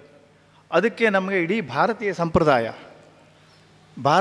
ಸಂಪ್ರದಾಯದಲ್ಲಿ ನಾಟ್ಯಶಾಸ್ತ್ರ ಇರ್ಬೋದು, ಅಥವಾ ನಮ್ಮ ಪ್ರಾದೇಶಿಕವಾದ ಅನೇಕ ಸಂಹಿತೆಗಳಿರ್ಬೋದು, ಅದನ್ನು ಇಟ್ಟುಕೊಂಡು ನಾವು ಎಲ್ಲರ ಹತ್ರ ಮಾತಾಡಿದಾಗ ಒಂದು ಸಂಪ್ರದಾಯದ ಬಗ್ಗೆ ಒಂದು ಸ್ಪಷ್ಟತೆ ಬರ್ತದೆ. ಅದು ಇನ್ನೂವರೆಗೂ ಬಂದಿಲ್ಲ ಅಂತ ಅನಿಸುತ್ತೆ. ಕೆಲವು ವಿಭಾಗದಲ್ಲಿ ಬಂದಿದೆ, ಕೆಲವು ವಿಭಾಗದಲ್ಲಿ ಬಂದಿಲ್ಲ. ಇವತ್ತು ಒಂದು ಮುಖವರ್ಣಿಕೆಯನ್ನೇ ನೋಡಿ, ನಾನೊಂದು ಲೇಖನ ಬರೆದಿಟ್ಟಿದ್ದೇನೆ. ಹಾಗೆ ಮುಖವರ್ಣಿಕೆ ಇವತ್ತು ನಾಳೆ ಯಾವ ರೀತಿ ಬದಲಾವಣೆ ಕೂಡ ಆಗ್ಬಿಡ್ಬೋದು. ಆ ರೀತಿ ನೀವು ಮನಸ್ಸಿಗೆ ಬಂದಾಗ ಮುಖವರ್ಣಿಕೆಯನ್ನು ಮಾಡಿದ್ರೆ, ನಾವಿಲ್ಲಿ ಮುಖವರ್ಣಿಕೆ ಮೂಲಕ ನಾವು ಹೇಳುವುದೇನು ಅಂದರೆ, ಒಂದು ನಿರ್ದಿಷ್ಟ ಪಾತ್ರ ಚಿತ್ರಣ ಹೀಗಿರ್ತದೆ ಅಂತ. ನಿರ್ದಿಷ್ಟ ಪಾತ್ರ ಚಿತ್ರಣ ಹೀಗಿರ್ತದೆ ಎನ್ನುವ ಮುಖವರ್ಣಿಕೆ ಮರುದಿ ದಿವಸನೇ ಬದಲಾದರೆ ಯಾವ ನಿರ್ದಿಷ್ಟತೆಯನ್ನು ಹೇಳಿದಾಗಾಯಿತು? ಹಾಗೆ ಈ ನಮ್ಮ ಮುಖದ ಮೇಲೆ ಹಾಕುವ ಗೆರೆಗಳು ಎಷ್ಟು, ಅದರಿಂದ ಅಭಿನಯಕ್ಕೆ ಆಗುವ ತೊಂದರೆಗಳು ಎಷ್ಟು, ನಮಗೆ ಎಷ್ಟು ಸ್ವಾತಂತ್ರ್ಯ ಇದೆ ನಮಗೆ, ನಾಳಿನ ಜನಕ್ಕೆ ಇದನ್ನು ಹೇಗೆ ಯಾವ ಸ್ವಾತಂತ್ರ್ಯ ಇದೆ, ಯಾವ ಮಾಡೆಲನ್ನು ನಾವು ಕೊಡಲಿಕ್ಕೆ ಸಿದ್ಧ ಇದ್ದೇವೆ. ಈಗ ನೋಡಿ, ಚಿಟ್ಟಾಣಿ ಸುಬ್ರಹ್ಮಣ್ಯ ಹತ್ರ ಮಾತಾಡ್ತಿದ್ದಾಗ ಇವತ್ತು ದಿವಸ ನೃತ್ಯ ಎಷ್ಟು ಬಿಗಿಯಾಗಿ ಹಿಡ್ಕೊಂಡಿದೆ ಅಂದರೆ, ಯಕ್ಷಗಾನದಲ್ಲಿ ನೃತ್ಯ ಎನ್ನುವಂಥದ್ದು ಒಂದು ಅದೇ ಮುಖ್ಯವಾಗಿರುವಂಥ ಸಂದರ್ಭ ಇದೆ. ಪದ್ಯದ ಅರ್ಥ ಮರ್ತೋಗುವಷ್ಟು ಹಿಂದಿನ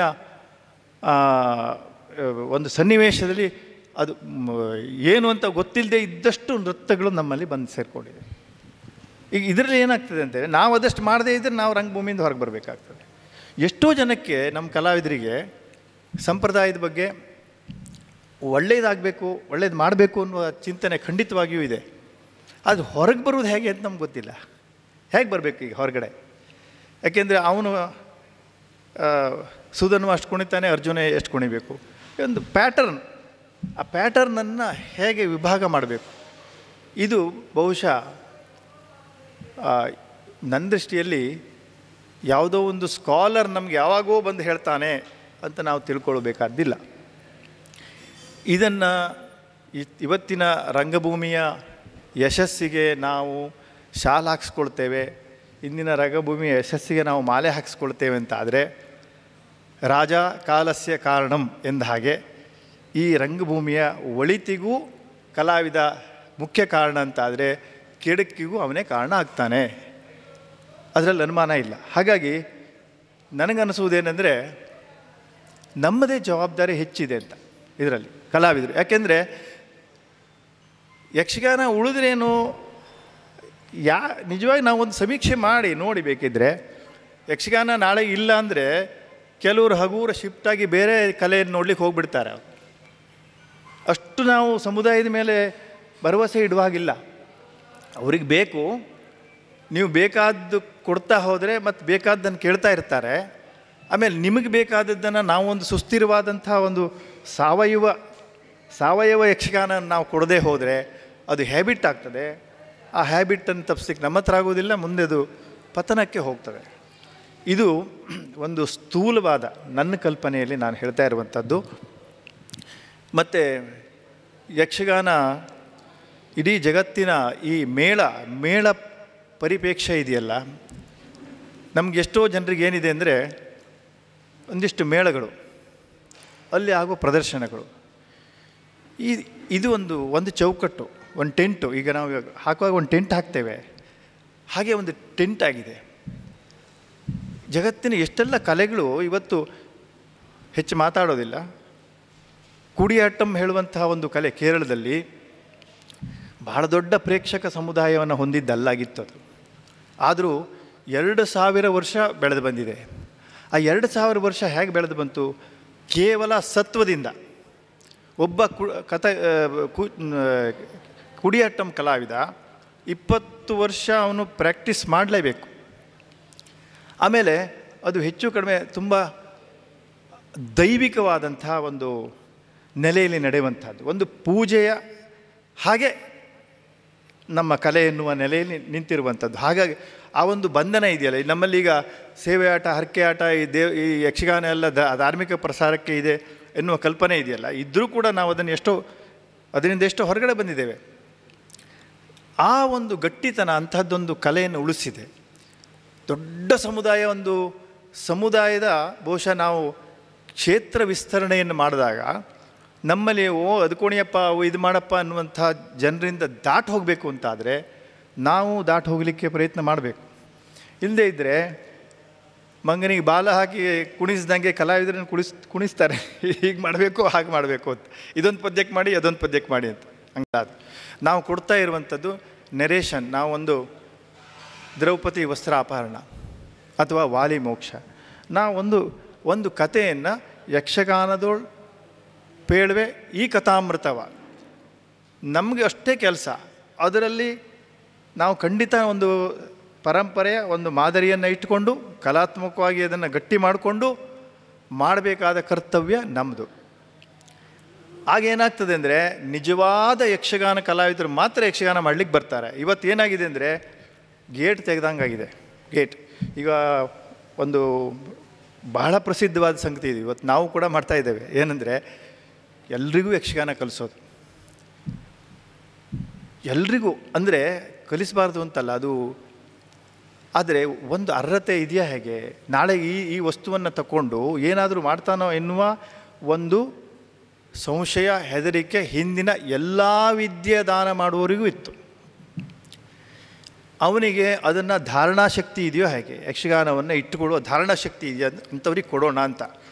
ಇವತ್ತು ಇನ್ನೊಂದು ಮಗ್ಗಲು ನಮಗೆ ಪ್ರಜಾಪ್ರಭುತ್ವದಲ್ಲಿ ಕಾಣ್ತಾ ಇದೆ. ಏನು? ಎಲ್ರಿಗೂ ಕಲಿಸೋದು, ಎಲ್ರಿಗೂ ಕಲಿಸಿದ ಮೇಲೆ ಅವರು ಕಲಾವಿದರಾಗದೇ ಹೋದರೂ ಪ್ರೇಕ್ಷಕರಾಗ್ತಾರೆ ಅಂತ ನೀವು ಹೇಳಿದ್ರಿ, ನಾನು ಹೇಳಿದ್ದೇನೆ. ಅದು ದೋಷ ಅಲ್ವೇ ಅಲ್ಲ, ಅದು ಇವತ್ತಿನ ಟ್ರೆಂಡ್. ಅದು ನನಗೇನು ಅನ್ನಿಸ್ತದೆ ಅಂದರೆ, ಅವರು ಕಲಾವಿದರಾಗದೇ ಇದ್ದರೆ ಅವ್ರಿಗೆ ಒಂದು ಫ್ರಸ್ಟ್ರೇಷನ್ ಇರ್ತದೆ. ಇದು ಸೈಕಾಲಜಿಕಲ್. ನಾನು ಕಲಾವಿದ ಆಗಲಿಲ್ಲ ಎನ್ನುವ ಒಂದು ಫ್ರಸ್ಟ್ರೇಷನ್ ಇದ್ದು ಆ ವ್ಯಕ್ತಿ ಪ್ರತಿ ಯಕ್ಷಗಾನಕ್ಕೂ ವಿಮರ್ಶಕನಾಗಿ ಸಂದುಬಿಟ್ಟ ಅಂದರೆ ನೆಗೆಟಿವ್ ಪಾಯಿಂಟನ್ನೇ ಅವನು ಮುಂದೆ ಮಾಡಿದ್ರೆ ಎನ್ನುವ ಸಂಶಯ ಕೂಡ ನನಗಿದೆ. ಆಮೇಲೆ ಇಷ್ಟು ವಿಸ್ತಾರವಾಗಿ ನೀವು ಚೆಲ್ಲಿಬಿಟ್ರೆ ಎಲ್ಲಿ ಏನಾಗ್ತಾ ಇದೆ ಎನ್ನುವುದು ಕಂಟ್ರೋಲ್ ಕೂಡ ನಮಗಿಲ್ಲ. ಇವತ್ತು ಎಲ್ಲೋ ಒಂದು ಕಡೆ ಸುಧನು ಕಾಳ ಆಗ್ತದೆ, ಇನ್ನೆಲ್ಲೋ ಒಂದು ಕಡೆಗೆ ಗದಾ ಯುದ್ಧ ಆಗ್ತದೆ. ಯಾರು ಏನು ಮಾಡ್ತಾ ಇದ್ದಾರೆ ಯಾರಿಗೂ ಗೊತ್ತಿಲ್ಲ. ಅಂತಹ ಒಂದು ವಿಚಿತ್ರ ಸನ್ನಿವೇಶ ನಮ್ಮ ಒಟ್ಟು ಸಂಪ್ರದಾಯ ಮತ್ತು ಇಂದಿನ ಆಧುನಿಕತೆ ಈ ನೆಲೆಯಲ್ಲಿ ನಾವು ಕಾಣ್ಬೋದು. ಬಹುಶಃ ಇಷ್ಟು ಸಾಕು ಅಂತ ನನ್ನ ಅನ್ನಿಸ್ತದೆ. ಮತ್ತು ಒಂದು ಮಾತುಗಳನ್ನು ಹೇಳ್ತಾ, ವ್ಯವಸಾಯಿ ಮತ್ತು ಇದಕ್ಕೆ ವಿಸ್ತರಣೆ ನಾನು ಮಾಡೋದಿಲ್ಲ, ಬೇಕಿದ್ರೆ ನಾವು ಸ್ನೇಹಿತರೆಲ್ಲ ಕೂತು ಮಾತಾಡೋಣ, ಇಲ್ಲಿರೋಲ್ಲ ಸ್ನೇಹಿತರು. ಆ ನೆಲೆಯಲ್ಲಿ ವ್ಯವಸಾಯಿ ಕಲಾವಿದರು, ಹವ್ಯಾಸಿ ಕಲಾವಿದರು. ನಾನು ಮೊನ್ನೆ ಸಿರ್ಸಿಯಲ್ಲೂ ಹೇಳಿದೆ, ನೀವು ಹವ್ಯಾಸಿ ಕಲಾವಿದರು ಅಂತ ಯಾವ ಕನ್ಸೇಷನ್ನೂ ನಿಮಗೆ ಸಿಗೋದಿಲ್ಲ, ನೀವು ಪಡ್ಕೊಳ್ಳೇಬಾರ್ದು ಅಂತ. ಯಕ್ಷಗಾನ ಅಂದರೆ ಯಕ್ಷಗಾನ ಕಲಾವಿದನೇ. ಯಕ್ಷಗಾನ ಒಬ್ಬ ಹವ್ಯಾಸಿ ಸಾಹಿತಿ, ಒಬ್ಬ ಹವ್ಯಾಸಿ ಹಿಂದೂಸ್ತಾನಿ ಗಾಯಕ ಅಂತ ಇದ್ದಾರಾ ಹೇಗೆ? ಯಕ್ಷಗಾನಕ್ಕೆ ಮಾತ್ರ ಯಾಕೆ ಅದು? ಒಳ್ಳೆಯ ಕಲಾವಿದ, ಕೆಟ್ಟ ಕಲಾವಿದ ಇರ್ತಾರೆ. ಅದು ನೀವು ವ್ಯವಸಾಯಕ್ಕೂ ಹವ್ಯಾಸಿ, ನಮ್ಮದು ಹವ್ಯಾಸಿ, ನಾವು ಹಂಗಾಗೋದಿಲ್ಲ. ನೀವು ಯಕ್ಷಗಾನದ ಗಜ್ಜೆ ಕಟ್ಟಿದ್ದೀರಿ ಅಂದರೆ ನೀವು ಅದರ ಬದ್ಧತೆ, ಅದರ ಸ್ಪಷ್ಟತೆ, ಅದರ ಒಂದು ನಿಲುವನ್ನು ನೀವು ಹೇಳಲೇಬೇಕು. ಅದು ಪ್ರತಿಯೊಬ್ಬ ಕಲಾವಿದನ ಕೆಲಸ. ವ್ಯವಸಾಯಿ ಕಲಾವಿದರು ಅವರು ಮಾತ್ರ ಯಾವುದೋ ಮೇಳದಲ್ಲಿದ್ದರೆ ಮಾತ್ರ ವ್ಯವಸಾಯಿ ಕಲಾವಿದರು ಅಲ್ಲವೇ ಅಲ್ಲ. ಈಗ ನಮ್ಮಲ್ಲಿ ಎಷ್ಟೋ ಒಳ್ಳೊಳ್ಳೆ ಕಲಾವಿದರು ಇದ್ದಾರೆ. ವ್ಯವಸಾಯ ಬಂದಿರುವುದು 50ರ ಆಸ್ಪಾಸು ಅಷ್ಟೇ. ವ್ಯವಸಾಯ ಎನ್ನುವ ಸ್ವರೂಪ ಬಂದಿದ್ದೇ ಭಾಳ ಲೇಟಾಗಿ. ಹಾಗಾಗಿ ಯಕ್ಷಗಾನದ ಒಂದು ವಿಷಯದಲ್ಲಿ ಮಾತಾಡುವಾಗ ಖಂಡಿತ ನಾನು ಹವ್ಯಾಸಿ ಕಲಾವಿದ ಅಂತ ಯಾರೂ ಕನ್ಸೆಷನ್ ಪಡ್ಕೋಬೇಕಾಗಿಲ್ಲ, ಪಡ್ಕೋಬಾರ್ದು. ಆಟದ ಸಂಖ್ಯೆ ಕಲಾವಿದನ ಶಕ್ತಿ ಸಾಮರ್ಥ್ಯದ ದ್ಯೋತಕ ಅಲ್ಲ. ಒಬ್ಬ 100 ಪುಸ್ತಕ ಬರೆದಿದ್ದಾನೋ, ಒಂದು ಸರಿಯಾದ ಪುಸ್ತಕ ಬರೆದಿದ್ದಾನೋ ಎನ್ನುವುದಕ್ಕೆ ಒಬ್ಬ ಸಾಹಿತಿ ಅಂತ ನಾವು ಹೇಗೆ ರೆಕಗ್ನಿಷನ್ ಮಾಡ್ತೇವೋ ಹಾಗೆ ಇಷ್ಟನ್ನು ಹೇಳ್ತಾ, ಬಹುಶಃ ನಮ್ಮ ಅಕಾಡೆಮಿ ಒಂದು ಒಳ್ಳೆಯ ಕೆಲಸವನ್ನು ಕೈಗೊಂಡಿದೆ. ನಾವೆಲ್ಲ ಸೇರಿ ಇವತ್ತು ಹೆಚ್ಚಿನ ಕಲಾವಿದರನ್ನು ನಾವಿಲ್ಲಿ ನೋಡ್ತಾ ಇದ್ದೇವೆ. ಹಿಂದಿನ ಪ್ರಾತ್ಯಕ್ಷಿಕೆಯನ್ನು ಕೂಡ ತುಂಬ ಚೆನ್ನಾಗಿ ಕಲಾವಿದರು ನಡೆಸಿಕೊಟ್ಟಿದ್ದಾರೆ. ನಾವೆಲ್ಲ ಸೇರಿ ಈ ಯಕ್ಷಗಾನಕ್ಕೆ ಯಾವ ಒಂದು ಬೆಳಕು ಬೇಕಾಗಿದೆ ಎನ್ನುವುದನ್ನು ಸ್ಪಷ್ಟ ಮಾಡಿಕೊಂಡು, ಮತ್ತು ಪೂರ್ವ ಸೂರಿಗಳನ್ನು ನೆನೆಯುತ್ತಾ, ಬಹಳ ಮಹತ್ವದ್ದು, ನಾವು ಪೂರ್ವ ಸೂರಿಗಳನ್ನು, ನಾನು ಒಬ್ಬರು ಹೇಳಿದ್ರು, ನಾನು ಈ ಪದ್ಯಕ್ಕೆ ನಾನು ಕೆಲಸ ಮಾಡ್ತೇನಲ್ಲ, ಇದು ನಂದೆಯ ಅಂತ ಹೇಳಿದ್ರು ಯಾರೋ ಒಬ್ಬರು. ಹಾಗಿದ್ರೆ ನೀನು ಸಂಪ್ರದಾಯ ಬಿಟ್ಟಂಗೆ ಆಯ್ತಲ್ಲ ಅಂತ ಮತ್ತೊಬ್ಬರು ಹೇಳಿದ್ರು. ಅರೆ ನೀನು ಹೇಳಬೇಕಪ್ಪ, ನಾನು ನೋಡಿ ಇದನ್ನು ನಾನು ಹೀಗೆ ಮಾಡ್ತಾ ಇದ್ದೆ. ಶಿವರಾಮ ಹೆಗ್ಡೆಯವರು ಹೇಳ್ತಾ ಇದ್ದರು, ನಾನು ಈ ಒಂದು ಪದ್ಯಕ್ಕೆ ಕೆಲಸ ಮಾಡ್ತಾಯಿದ್ದೆ, ಅಳುಗೋಡು ತಮ್ಮಣ್ಣಜ್ಜ ಅಂತವ್ರು ಬಂದ್ಕೊಂಡು ಒಳಗಡೆ ಬಂದು ಅದಕ್ಕೆ ಆ ಮುದ್ರೆ ಬಳಸೋದಲ್ಲ ಶಿವರಾಮ ಅಂತ ಹೇಳಿದ್ರು ಅಂತ ಹೀಗೆ ಉಲ್ಲೇಖಿಸಬೇಕು ಕಲಾವಿದರು. ಏನು ಕೊರತೆ ಆಗ್ತದೆ ಅದರಲ್ಲಿ? ನಾನು ಇಂಥವರಿಂದ ಕಲ್ತಿದ್ದೇನೆ, ಇಂಥವರೇ ಇದನ್ನು ಬಳಸ್ತಾ ಇದ್ದೇನೆ. ಇಲ್ಲಿ ನೀವು ಆ ಒಂದು ರೂಟನ್ನು ಕಟ್ ಮಾಡ್ತಾ ಇದ್ದೀರಿ. ನಂದು ನಂದು ನಂದು, ಓಕೆ, ನಂದು ನಂದು ಅನ್ನೋರು ಸಂಪ್ರದಾಯ ಹೇಳಬೇಡಿ. ಸಂಪ್ರದಾಯ ಕಲಾವಿದ ಅನ್ನುವವನಿಗೆ ಹಿಂದಿನ ಸಂಪ್ರದಾಯವನ್ನು ಹೇಳಲೇಬೇಕು. ನಾನು ಇಂಥ ಒಂದು ಇವರಿಂದ ಈ ರಾಗವನ್ನು, ಅಥವಾ ಇಂಥವರಿಂದ ಇಂಥ ನೃತ್ಯವನ್ನು, ಇಂಥವರಿಂದ ಈ ಮುದ್ರೆಯನ್ನು, ಇಂಥವರಿಂದ ಇಂಥ ಭಾಗವತೆಯನ್ನು ಕಲ್ತಿದ್ದೇನೆ ಅನ್ನುವ ಒಂದು ನಿಷ್ಠೆ, ಒಂದು ಪರಂಪರೆಯನ್ನು ನಾವು ಸೃಷ್ಟಿಸಬೇಕಾಗಿದೆ ಅಂತ ಹೇಳ್ತಾ, ನಾನು ಹೇಳಿದ್ರಲ್ಲಿ ಏನಾದರೂ ತಪ್ಪಿದ್ದರೆ ಕ್ಷಮಿಸಿ, ಮತ್ತು ಮಾತಾಡೋದಿದ್ದರೆ ಆ ವಿಷಯದಲ್ಲಿ ಮತ್ತೆ ಮಾತಾಡೋಣ ಅಂತ ಹೇಳ್ತಾ, ಎಲ್ಲ ಕಲಾವಿದರಿಗೆ, ಚಿಂತಕರಿಗೆ ನನ್ನ ನಮೋ ನಮಃ. ಬಹಳ ಸುಂದರವಾಗಿ ಸಂಪ್ರದಾಯ ಹಾಗೂ ಆಧುನಿಕತೆಯ ವಿಷಯದಲ್ಲಿ ಹಲವು ವಿಷಯಗಳನ್ನು ನಮ್ಮೊಂದಿಗೆ ಹಂಚಿಕೊಂಡು ಕಾರ್ಯಕ್ರಮಕ್ಕೆ ಶೋಭೆಯನ್ನು ತಂದಿರುವಂತಹ ಶ್ರೀಯುತ ಕೆರೆಮನೆ ಶಿವಾನಂದ ಹೆಗಡೆಯವರಿಗೆ ಧನ್ಯವಾದಗಳನ್ನು ಅರ್ಪಿಸುತ್ತಾ, ಮುಂದಿನ ಮಾತಿಗಾಗಿ ಶ್ರೀಯುತ ಸುಬ್ರಹ್ಮಣ್ಯ ಚಿಟ್ಟಾಣಿಯವರು, ಹಿರಿಯ ಯಕ್ಷಗಾನ ಕಲಾವಿದರು, ವೇದಿಕೆಗೆ ಬರಬೇಕು ಅಂತ ಕೇಳ್ತೀವಿ. ಮಹಾಸತಿ ದೇವಿಗೆ ನಮಸಿ. ಯಕ್ಷಗಾನ ಅಕಾಡೆಮಿ ಕಾರ್ಯಕ್ರಮ ಹಮ್ಮಿಕೊಂಡಿದೆ. ಆ ಸಂಸ್ಥೆಗೆ, ಅದು ನಮ್ಮ ಸಂಸ್ಥೆ ಅಂತೂ ಅಭಿಮಾನ ನನಗಿದೆ, ಅದಕ್ಕೆ ವಂದನೆಯನ್ನು ಸಲ್ಲಿಸುತ್ತಾ, ವೇದಿಕೆಯಲ್ಲಿದ್ದಂಥ ಗಣ್ಯರಿಗೂ ಸೇರಿದಂತಹ ಯಕ್ಷಗಾನ ಕಲಾವಿದರು ಮತ್ತು ಯಕ್ಷಗಾನ ಅಭಿಮಾನಿಗಳಿಗೆ ವಂದನೆಯನ್ನು ಸಲ್ಲಿಸ್ತಾ ಇದ್ದೇನೆ. ಇದು ಔಚಿತ್ಯಪೂರ್ವಂತಹ ಪೂರ್ಣವಾದಂತಹ ಕಾರ್ಯಕ್ರಮ ಅಂತ ನನಗನ್ನಿಸಿದೆ. ಆದರೆ ಉತ್ತರ ಕನ್ನಡದಲ್ಲಿ ಇಂತಹ ಕಾರ್ಯಕ್ರಮವನ್ನು ಬಹುಶಃ ನಾನು ತಿಳಿದಾಗೆ ಅಕಾಡೆಮಿಯಿಂದ ಈವರೆಗೆ ಹಮ್ಮಿಕೊಂಡಿರಲಿಲ್ಲ ಸದ್ಯ. ಆದರೆ ಅದನ್ನು ನಮ್ಮ ಆತ್ಮೀಯ ವಿದ್ಯಾಧರ ಜಲವಳ್ಳಿಯವರು ಅಕಾಡೆಮಿಯ ಮುಖೇನ ಈ ಕಾರ್ಯಕ್ರಮ ನಮ್ಮಲ್ಲಿ ಹಮ್ಮಿಕೊಂಡಿರುವುದು ತುಂಬ ಸಂತೋಷ ಸಂಗತಿ. ಯಕ್ಷಗಾನ ಸಂಪ್ರದಾಯ ಮತ್ತು ಆಧುನಿಕತೆ ನನಗೆ ತಿಳಿದಾಗೆ, ಯಾಕೆಂದರೆ ಭಾಳ ಹಳೆಯ ಕಲಾವಿದ ಅಲ್ಲ, ಹಾಗಂತ ಭಾಳ ಎಳೆಯವನೂ ಅಲ್ಲ. ಕೆಲವನ್ನು ಪ್ರತ್ಯಕ್ಷ ಕಂಡಿದ್ದೇನೆ, ಕೆಲವನ್ನು ಹಿರಿಯರ ಮುಖೇನ ನೋಡಿದ್ದೇನೆ, ನೋಡಿ ತಿಳಿದಿದ್ದೇನೆ. ಎದುರುಗಡೆಗೆ ಹಳೆಯ ಭಾಗವತರು ಸಂಪೂರ್ಣ ಯಕ್ಷಗಾನವನ್ನು ಅನುಭವಿಸಿ ಅನುಭವ ಉಳ್ಳಂತಹ ಸುಬ್ರಾಯ ಭಾಗವತ ಕಪ್ಪೆಕೆರೆಯವರಿದ್ದಾರೆ. ಅವರಿಗೆ ಬಹಳ ಗೊತ್ತಿದೆ, ಅದರಲ್ಲಿ ನಾನು ಭಾಳ ಚಿಕ್ಕವಂತ ಗೊತ್ತುಂಟು. ಆದರೆ ಈಗ ಸಾಮಾನ್ಯ 47 ವರ್ಷದಿಂದ ಯಕ್ಷಗಾನದಲ್ಲಿ ಪಾಲ್ಗೊಳ್ತಾ ಇದ್ದೇನೆ. ಸಕ್ರಿಯವಾಗಿ ಬಹುಶಃ 43 ವರ್ಷ ಇರಬಹುದು. ಈ ನನ್ನ ಜೀವನ ಅನುಭವದಲ್ಲಿ ಯಕ್ಷಗಾನ ಪರಂಪರೆ ಪ್ರಾರಂಭವಾಗಿ ಅದು ಸಂಪ್ರದಾಯ ಅಂತ ಅನಿಸಿಕೊಳ್ಳುವಾಗ, ಮೊದಲು ಯಕ್ಷಗಾನ ಹುಟ್ಟಿಕೊಂಡಿದ್ದೇ ಧರ್ಮ ಪ್ರಸಾರದ ಒಟ್ಟಿಗೆ ದೇವಸ್ಥಾನದಲ್ಲಿ ಹರಕೆ ಬಯಲಾಟ ಅಂತ ಆಗ್ತಿತ್ತು. ಆಗ ಹರಕೆ ಬಯಲಾಟದಲ್ಲಿ ಹಿರಿಯ ಭಾಗವತರು, ಹಿರಿಯ ಅನುಭವಿ ಕಲಾವಿದರು ಹೇಳಿದರು, ಚೌಕಿಯಲ್ಲಿ ಗಣಪತಿ ಪೂಜೆಯನ್ನು ಮಾಡುವಾಗ ಭಾಗವತರೊಟ್ಟಿಗೆ ಕಲಾವಿದರು ಪದ್ಯಕ್ಕೆ ಧ್ವನಿಗೂಡಿಸುತ್ತಾ ಸ್ವಲ್ಪ ಮಟ್ಟಿಗೆ ನರ್ತನವನ್ನು ಮಾಡಿ ಆಮೇಲೆ ರಂಗಸ್ಥಳಕ್ಕೆ ಹೋಗುವಂಥ ಕ್ರಮ ಇತ್ತಂತೆ. ಆದರೆ ಆ ಕ್ರಮ ಈಗ ಹೋಗಿ ಬಹಳ ವರ್ಷವಾಯಿತು. ಯಾಕೆಂದರೆ ನಾನು ಬಂದ ಮೇಲೆ ಅದನ್ನು ಚೌಕಿಯಲ್ಲಿ ಕಾಣಲಿಲ್ಲ, ಎಲ್ಲೋ ವಿರಳವಾಗಿ ಕಂಡಿದ್ದೆ. ಯಾಕೆಂದರೆ ಹಳೆಯ ಕಲಾವಿದರು ನಿಂತುಕೊಂಡಾಗ ತನ್ನಿಂದ ತಾನೇ ಅವರ ಕಾಲು ನರ್ತನ ಮಾಡ್ತಿತ್ತು. ಆ ಅನುಭವ ಚೌಕಿಯಲ್ಲಿದ್ದಾಗ ನನಗೆ ಗೊತ್ತಾಗಿತ್ತು, ಅದು ಕಳೆದು ಹೋಯಿತು. ಆಮೇಲೆ ಯಕ್ಷಗಾನ ಪ್ರಚಾರ ಮಾಧ್ಯಮದೊಂದಿಗೆ ವ್ಯಾಪಾರೀಕರಣಕ್ಕೆ ಇಳಿದಾಗ ಟೆಂಟಿನ ಮೇಳಗಳು ಹುಟ್ಟಿಕೊಂಡಿತು. ಅದರೊಟ್ಟಿಗೆ ಬಯಲಾಟ ಮೇಳವೂ ಇದೆ. ಆಗ ಸಂಪ್ರದಾಯ ಅಂದರೆ ಹೇಗೆ, ಒಬ್ಬ ಯಕ್ಷಗಾನ ತರಬೇತಿಯನ್ನು ಪಡೆದು ಮೇಳಕ್ಕೆ ಬರ್ತಾನೆ ಅಂತಾದರೆ ಮೊದಲು ಗೋಪಾಲ ವೇಷ, ಒಡ್ಡೋಲಗ, ತೆರೆ ಒಡ್ಡೋಲಗ, ಆಮೇಲೆ ಪೀಠಿಕಾಸ್ತ್ರಿ ವೇಷ, ನಂತರ ಒಡ್ಡೋಲಗದ ಒಟ್ಟಿಗೆ ಕಥಾ ಪ್ರಾರಂಭ ಆಗ್ತಿತ್ತು. ಇತ್ತೀಚೆಗೆ ಅದನ್ನು ಬಿಡುವ ಪರಿಸ್ಥಿತಿ ಮೇಳಕ್ಕೂ ಕಲಾವಿದರಿಗೂ ಬಂದಿದೆ. ಹಾಗೆಂದರೆ ಬೇಡವೇ? ಬೇಕು. ಹೊಸತೋಟ ಭಾಗವತರ ಕೊಡುಗೆ ಎಷ್ಟು ಅಪಾರ ಇದೆ ಅಂತಾದರೆ ಉತ್ತರ ಕನ್ನಡ ಜಿಲ್ಲೆಯಾದ್ಯಂತ ಇವತ್ತು ಯುವ ಪೀಳಿಗೆ ಕಲಾವಿದರು ಪ್ರಭಾವಕ್ಕೆ ಬಂದಿದ್ದಾರೆ ಅಂತಾದರೆ ಅವರ ಕೊಡುಗೆ ಬಹಳ ದೊಡ್ಡದು.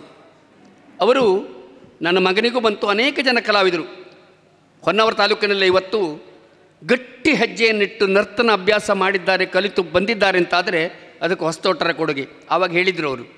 ಹಾಗಿದ್ದರೆ ಅಭಿನಯ ಹೇಗಿರಬೇಕು, ಹಸ್ತಾಭಿನಯ ಹೇಗಿರಬೇಕು ಅಂತ ಅವ್ರು ಹೇಳಿದ್ದನ್ನು ಪ್ರತ್ಯಕ್ಷ ಕಂಡಿದ್ದೇನೆ ನಾನು. ಸೌತ್ ಕೇಂದ್ರದಲ್ಲಿ ಹೀಗಿರಬಹುದು, ಆದರೆ ಅದು ಅಲ್ಲಗಳೆಯುವುದಕ್ಕೆ ಸಾಧ್ಯವಿಲ್ಲ. ಹೊಸತೋಟ ಭಾಗವತರು ನಮಗೆ ಹೇಳಿದ ಪ್ರಕಾರ ಈ ಹಸ್ತ ಹೀಗೆ ಆದಾಗ ಈ ಕಣ್ಣಿನ ಚಲನೆ ಈ ಕಡೆ ಇರ್ತಿತ್ತು. ಯಾಕೆಂದರೆ ಮೇಲೆ ಕೆಳಗೆ ಇಷ್ಟು ದೃಷ್ಟಿಯಲ್ಲಿ ಈ ರೂಪದಲ್ಲಿ ಇರ್ತಿತ್ತು. ಅದನ್ನು ಹೊಸತೋಟ ಭಾಗವತರು ಮಾರು ತೋರಿಸಿದ್ದಾರೆ. ಅದರಿಂದ ಅಭಿನಯಕ್ಕೆ ಕಣ್ಣಿನ ಚಲನೆಯೂ ಉಂಟಾಗುತ್ತದೆ, ಮುಖಾಭಿನಯವೂ ಅಭಿವ್ಯಕ್ತಿಯಾಗುತ್ತದೆ. ಹಾಗಿದ್ದರೆ ಸಂಪ್ರದಾಯ ಪ್ರಕಾರ ಯಕ್ಷಗಾನದ ಒಂದು ಒಡ್ಡೋಲಗ, ಆಮೇಲೆ ನೃತ್ಯಾಭಿನಯ ಮೊದಲಿರುವಾಗೆ ಈಗಿತ್ತು ಅಂತ ಹೇಳಿದರೆ ಬಹಳ ವ್ಯತ್ಯಾಸಗಳುಂಟಾಗಿದೆ. ಹಾಗಿದ್ದರೆ ಸಂಪ್ರದಾಯ ಹಳತು ಬೇಡವೇ? ಬೇಕು. ಈಗಿನದ್ದು ಬೇಡವೇ? ಬೇಕೇ ಬೇಕು. ಈ ಪರಿಸ್ಥಿತಿ ಯಕ್ಷಗಾನ ಕಲಾವಿದರಿಗೆ ಉಂಟಾಗಿದೆ. ಶಿವಾನಂದೇಗೌಡರು ಹೇಳಿದರು, ವೃತ್ತಿ ಕಲಾವಿದರಿಗೂ ಹವ್ಯಾಸಿ ಕಲಾವಿದರಿಗೂ ವ್ಯತ್ಯಾಸವಿದೆ. ಖಂಡಿತ ಇದೆ. ಹವ್ಯಾಸಿಯಾಗಿದ್ದ ಕಲಾವಿದ ರಂಗದಲ್ಲಿ ಹಿಮ್ಮೇಳದೊಟ್ಟಿಗೆ ಸ್ಫೂರ್ತಿಯಿಂದ ಮೈ ಮರೆತು ನರ್ತಿಸುವ ಹಾಗೆ ಸಾಧ್ಯವಿಲ್ಲ. ಅದಕ್ಕೆ ಕಾರಣ ಅದಕ್ಕೆ ಹೊಂದಿಕೊಂಡಿರುವುದಿಲ್ಲ. ಹಾಗಿದ್ದರೆ ಲಯಗಟ್ಟಿಯಾಗುವುದು ಯಾವಾಗ? ವಿಲಂಬಿತ ಲಯದಲ್ಲಿ ಯಾವ ಕಲಾವಿದ ಹೆಜ್ಜೆ ಹಾಕ್ತಾನೋ ಅವನಿಗೆ ಲಯಗಟ್ಟಿ ಅಂತ ಹೇಳ್ತಿದ್ರು. ಈಗ ಸ್ವಲ್ಪ ಸಮಯದ ಹಿಂದೆ ಕಪ್ಪೆಗೆರೆ ಭಾಗವತರು ಮತ್ತು ನಮ್ಮ ಕೊಳಗಿ ಕೇಶವಡಿಯವರು ತರುಣಿ ಕೇಳಲೆ ನಮ್ಮ ನಗರದ ಹೊರಗೆ, ಇದು ಈಗ ಇದೇ ಮಟ್ಟಿನಲ್ಲಿ ಇದೇ ಲಯದಲ್ಲಿ ಈಗಿನ ಕಲಾವಿದರಿಗೆ ಹೇಳಿದರೆ ಹೆಜ್ಜೆ ಹಾಕುವುದಕ್ಕೆ ಸಾಧ್ಯ ಇಲ್ಲ.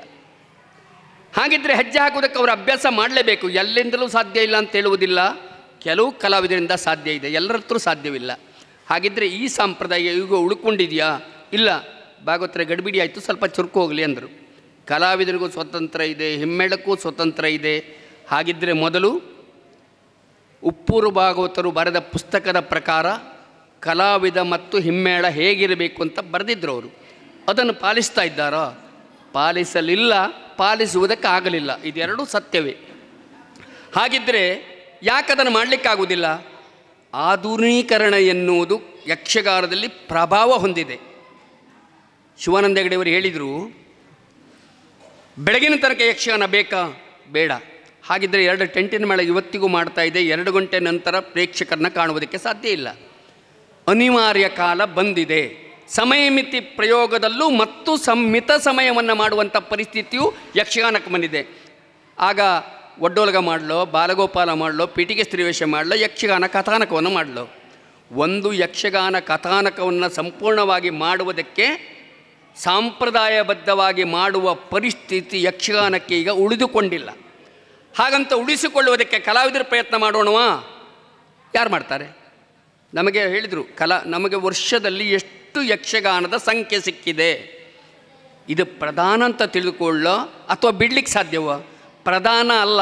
ಹಾಗಂತ ವೃತ್ತಿಗೆ ಒಳಪಟ್ಟಾಗ ಜೀವನೋಪಾಯಕ್ಕೆ ಅದು ಅನಿವಾರ್ಯವೇ. ಮಾಡುವ ಪರಿಸ್ಥಿತಿ ಬಂದಿದೆ, ಮಾಡ್ತಾ ಇದ್ದಾರೆ. ಒಂದು ದಿವಸದಲ್ಲಿ 3 ಯಕ್ಷಗಾನದಲ್ಲಿ ಪಾಲ್ಗೊಂಡು ಪಾತ್ರಧಾರಿಗಳು ಹಿಮ್ಮೇಳದವರು ಹೋಗಿ ಬರ್ತಾರೆ. ಯಾಕೆ ಹೋಗಿ ಬರ್ತಾರೆ? ಬೇಡಿಕೆಯೂ ಇದೆ, ಅನಿವಾರ್ಯತೆಯೂ ಇದೆ, ಮಾಡಬೇಕಾದಂಥ ಪರಿಸ್ಥಿತಿಯೂ ಇದೆ. ಹಾಗಿದ್ದು ಇದರಲ್ಲಿ ಸಂಪ್ರದಾಯ ಉಳಿಸುವುದಕ್ಕಾಗಿ ಆಧುನಿಕತೆಯನ್ನು ಕಳೆದುಕೊಳ್ಳುವುದಕ್ಕೂ ಸಾಧ್ಯವಿಲ್ಲ. ಹಾಗಿದ್ದರೆ ಇದಕ್ಕೆ ಏನು ಮಾಡೋಣ? ಇದಕ್ಕೆ ಪರಿಹಾರ ಏನು? ಹಿರಿಯ ಕಲಾವಿದರನ್ನು ಒಗ್ಗೂಡಿಸಿ ಇದೇ ರೀತಿಯ ಗೋಷ್ಠಿಯನ್ನು ಈ ಮೊದಲು ಮಾಡಿದ್ದಾರೆ. ಮುಂದೂ ಮಾಡ್ತಾರೆ, ಇವತ್ತು ನಡೀತಾ ಇದೆ. ಇದು ಮಾಡುವುದರಿಂದ ಬದಲಾವಣೆಯನ್ನು ಕಂಡುಕೊಳ್ಳುವುದಕ್ಕಾಯುತ್ತೆ? ಖಂಡಿತ ಆಗಲಿಲ್ಲ ಅಂತಾದರೆ ತಪ್ಪು ಇದರಲ್ಲಿ ಯಾರದ್ದಿಲ್ಲ. ಒಬ್ಬ ಕಲಾವಿದ ವೃತ್ತಿಗೆ ಇಳಿದಾಗ ಅದಕ್ಕೂ ಹೊಂದಿಕೊಂಡು ಅವ ಮಾಡಬೇಕಾದ ಅವನ ಅನಿವಾರ್ಯತೆ. ವೃತ್ತಿ ಧರ್ಮದಲ್ಲಿ ಅವ ಅದನ್ನು ಮಾಡ್ತಾನೆ. ಹಾಗಿದ್ದರೆ ಸಂಪ್ರದಾಯವನ್ನು ಉಳಿಸಿಕೊಳ್ಳಬೇಕಂತ ಭಾಗವತನಿಗಿರುವ ಕಷ್ಟ ಎಷ್ಟು? ಸಂಪ್ರದಾಯ ಪ್ರಕಾರ ಯಕ್ಷಗಾನದಲ್ಲಿ ಭಾಗವತ ಪದ್ಯ ಹೇಳಿದರೆ ಇವತ್ತು ಅಭಿನಯಿಸುವ ಕಲಾವಿದರು ಎಷ್ಟು ಜನ ಇದ್ದಾರೆ? ಸಾಧ್ಯ ಇಲ್ಲ. ಆ ಸಮಯಮಿತಿಗೆ ಒಳಪಟ್ಟದನ್ನು ಮಾಡಲೇಬೇಕು. ಇನ್ನು ಸ್ವತಂತ್ರ ಎಷ್ಟರ ಮಟ್ಟಿಗೆ ಯುವ ಕಲಾವಿದರಿಗೆ ಬಂದಿದೆ ಅಂತಾದರೆ ಆಕ್ಷೇಪಕ್ಕೆ ಖಂಡಿತ ಹೇಳ್ತಾ ಇಲ್ಲ. ಒಂದು ಪದ್ಯಕ್ಕೆ, ಏಕತಾಳ ಪದ್ಯಕ್ಕೆ ನರ್ತನವನ್ನು ಪ್ರಾರಂಭ ಮಾಡಿದ ಅಂತಾದರೆ ಅವನ ಶಕ್ತಿ ಮೀರಿ ಕುಣಿತಾನೆ. ತಪ್ಪಾ? ಇಲ್ಲ, ಅವನು ಪ್ರೇಕ್ಷಕರಿಗೆ ಕೊಡಲಿಕ್ಕಷ್ಟು ಕುಣಿತಾನೆ. ಭಾಗವತರಿಗೆ ಅದನ್ನು ಹಿಡಿತವನ್ನು ಇಟ್ಟುಕೊಳ್ಳುವುದಕ್ಕೆ ಸಾಧ್ಯವಾ? ಇಲ್ಲೇ ಭಾಗವತರ ಇವತ್ತು ದಯಮಾಡಿ ನಾನು ಇಷ್ಟು ಕುಣಿತೇನೆ ಹಾಗಂತ ಭಾಗವತದ್ದು ತಪ್ಪಿಲ್ವಾ? ಉಂಟು ಅಂತ ಹೇಳುವುದಕ್ಕೆ ಸಾಧ್ಯ ಇಲ್ಲ. ಯಾಕೆಂದರೆ ಅವರಿಗೂ ಪ್ರೇಕ್ಷಕರನ್ನು ರಂಜಿಸುವುದಕ್ಕಾಗಿ ಅಷ್ಟೊತ್ತು ಪದ್ಯ ಹೇಳ್ತಾರೆ. ಇದರ ಮಧ್ಯದಲ್ಲಿ ಚಂಡೆ ಮದ್ಲಿ ಅವರಿದ್ದಾರೆ ನೋಡಿ, ಪಾಪ ಅವರ ಒದ್ದಾಟ ಯಾರಿಗೂ ಹೇಳಲಿಕ್ಕಿಲ್ಲ. ಅಷ್ಟು ಹೊತ್ತು ಅವರು ಬಾರಿಸಲೇಬೇಕು. ಒಬ್ಬ ಕಲಾವಿದ ನಿಯಂತ್ರಣವಿಲ್ಲದೆ ಕುಣಿಯುವುದಿಲ್ಲ. ಅಷ್ಟೊತ್ತು ಲಯದಲ್ಲಿ ಕುಣಿತು ಇನ್ನೊಂದು ಸ್ಟೆಪ್ ಹೋಗುವಾಗ ಅವ ವೆರೈಟೀಸ್ ಮಾಡ್ತಾನೆ. ಆಗ ಅವ ಆಯಾಸ ಪರಿಹಾರ ಮಾಡಿಕೊಳ್ಳುವುದಕ್ಕೆ ಸ್ವಲ್ಪ ಹೊತ್ತು ನಿಲ್ತಾನೆ. ಅದಕ್ಕೆ ಚಂಡೆ ಮದ್ಲಿ ಅವರು ಸಾಥ್ ಕೊಡಬೇಕು. ಸಾಧ್ಯವಾದರೆ ಕಂಠ ಗಟ್ಟಿದ್ದ ಭಾಗವತರು ನಿಧಾನ ಹೇಳ್ತಾ ಇರ್ತಾರೆ. ಅಷ್ಟೊತ್ತು ನಾವು ನಿಲ್ತಾನೆ, ಆಮೇಲೆ ಮತ್ತೊಂದು ನಿನ್ನ ಸ್ಟೆಪ್ ಕುಣಿತಾನೆ. ಪ್ರೇಕ್ಷಕರ ಚಪ್ಪಾಳೆ ಹೊಡಿತಾರೆ. ಭಾಳ ಖುಷಿಯಲ್ಲಿ ವೇಷಾರಿ ಚೌಕಿ ಮನೆಗೆ ಹೋಗ್ತಾನೆ. ಇದು ಈಗ ಅಷ್ಟು ಆಧುನಿಕತೆಗೊಂಡಿದೆ. ತಪ್ಪ ಇಲ್ಲ, ಪ್ರೇಕ್ಷಕರು ಒಪ್ತಾರೆ ಎನ್ನುವಲ್ಲಿಗೆ ತಪ್ಪು ಅಂತ ನೀವು ಹೇಗೆ ಹೇಳ್ತೀರಿ? ಬಂದು ಕೇಳುವ, ನಾನೇ ಕೇಳಿದ್ದೇನೆ. ಅಲ್ಲ ಮಾರಾಯ, ಅವ ಅಷ್ಟೊತ್ತು ವೇಷ ಕಟ್ಕೊಂಡು ಬಂದಿದ್ದಾನೆ, ಅವನಿಗೆ ಏನು ಕುಣಿಸಿದ್ರೆ ನೀವು ಅಂತ ಭಾಗವತಲ್ಲಿ ಕೇಳಿದ್ದುಂಟು. ಹಾಗಿದ್ರೆ ಇದ್ರಲ್ಲಿ ಯಾರದ್ದು ತಪ್ಪು? ಯಾರದ್ದು ತಪ್ಪಲ್ಲ, ಯಾರದ್ದು ಸರಿಯಲ್ಲ. ಸರಿ ಮಾಡುವುದಕ್ಕೆ ಆಗ್ತದೋ? ಇದಕ್ಕೆ ಕಾಲದ ಪರಿವರ್ತನೆ ಅಂತ ಹೇಳ್ತಾರೆ. ರಾತ್ರಿ ಬೆಳಗಿನ ತನಕ ಯಕ್ಷಗಾನ ನೋಡುವ ಪ್ರೇಕ್ಷಕ ವರ್ಗ ಸಹಿತ ಕಡಿಮೆ ಆಗಿದೆ ಅಂತ ಆದರೆ ಕಾಲ ಆ ಸಾಮರ್ಥ್ಯವನ್ನು ಕಡಿಮೆ ಮಾಡಿಸಿದೆ. ಇದಕ್ಕೆ ಆಕ್ಷೇಪ ಮಾಡುವಂಥ ಪ್ರಶ್ನೆ ಏನಿಲ್ಲ. ಮೊನ್ನೆ ಒಬ್ಬರು ಫೋನ್ ಮಾಡಿದಾಗ ಕೇಳಿದರು, ನಿಮಗೆ ಅಷ್ಟು ವರ್ಷ, 64 ವರ್ಷ. ಈ 64 ವರ್ಷದಲ್ಲಿ ನೀವು ಹುಡುಗರೊಟ್ಟಿ ಕುಣಿತೀರಲ್ವಾ, ನಿಮ್ಮ ಹತ್ರ ಸಾಧ್ಯವ ಅಂತ ಕೇಳಿದರು. ಆವಾಗ ನಾನು ಹೇಳಿದೆ, ನನಗೂ ಅರ್ಥ ಆಗಿದೆ, ಪ್ರಯತ್ನಪಟ್ಟು ಒಂದು ಪದ್ಯಕ್ಕಾದರೂ ಸ್ವಲ್ಪ ಹೊತ್ತು ಕೆಲಸ ಮಾಡ್ತೇನೆ, ಆಮೇಲೆ ಅವರು ನನಗಿಂತ ಹೆಚ್ಚು ಕುಣಿತಾರೆ. ಆವಾಗ ನಾನು ಆದೀತು ಅಂತಾದರೆ ನನ್ನ ಇಟ್ಟುಕೊಳ್ತಾರೆ, ನಾಳೆಗೆ ಇಷ್ಟು ಕುಣಿಲಿಕ್ಕಾಗೋದಿಲ್ಲ, ನೀನು ಬೇಡ ಅಂತ ಬದಿಗೊತ್ತಾರೆ. ಪರಿಸ್ಥಿತಿ ಕಾಲ ಹಾಗೆ ಬಂದಿದೆ.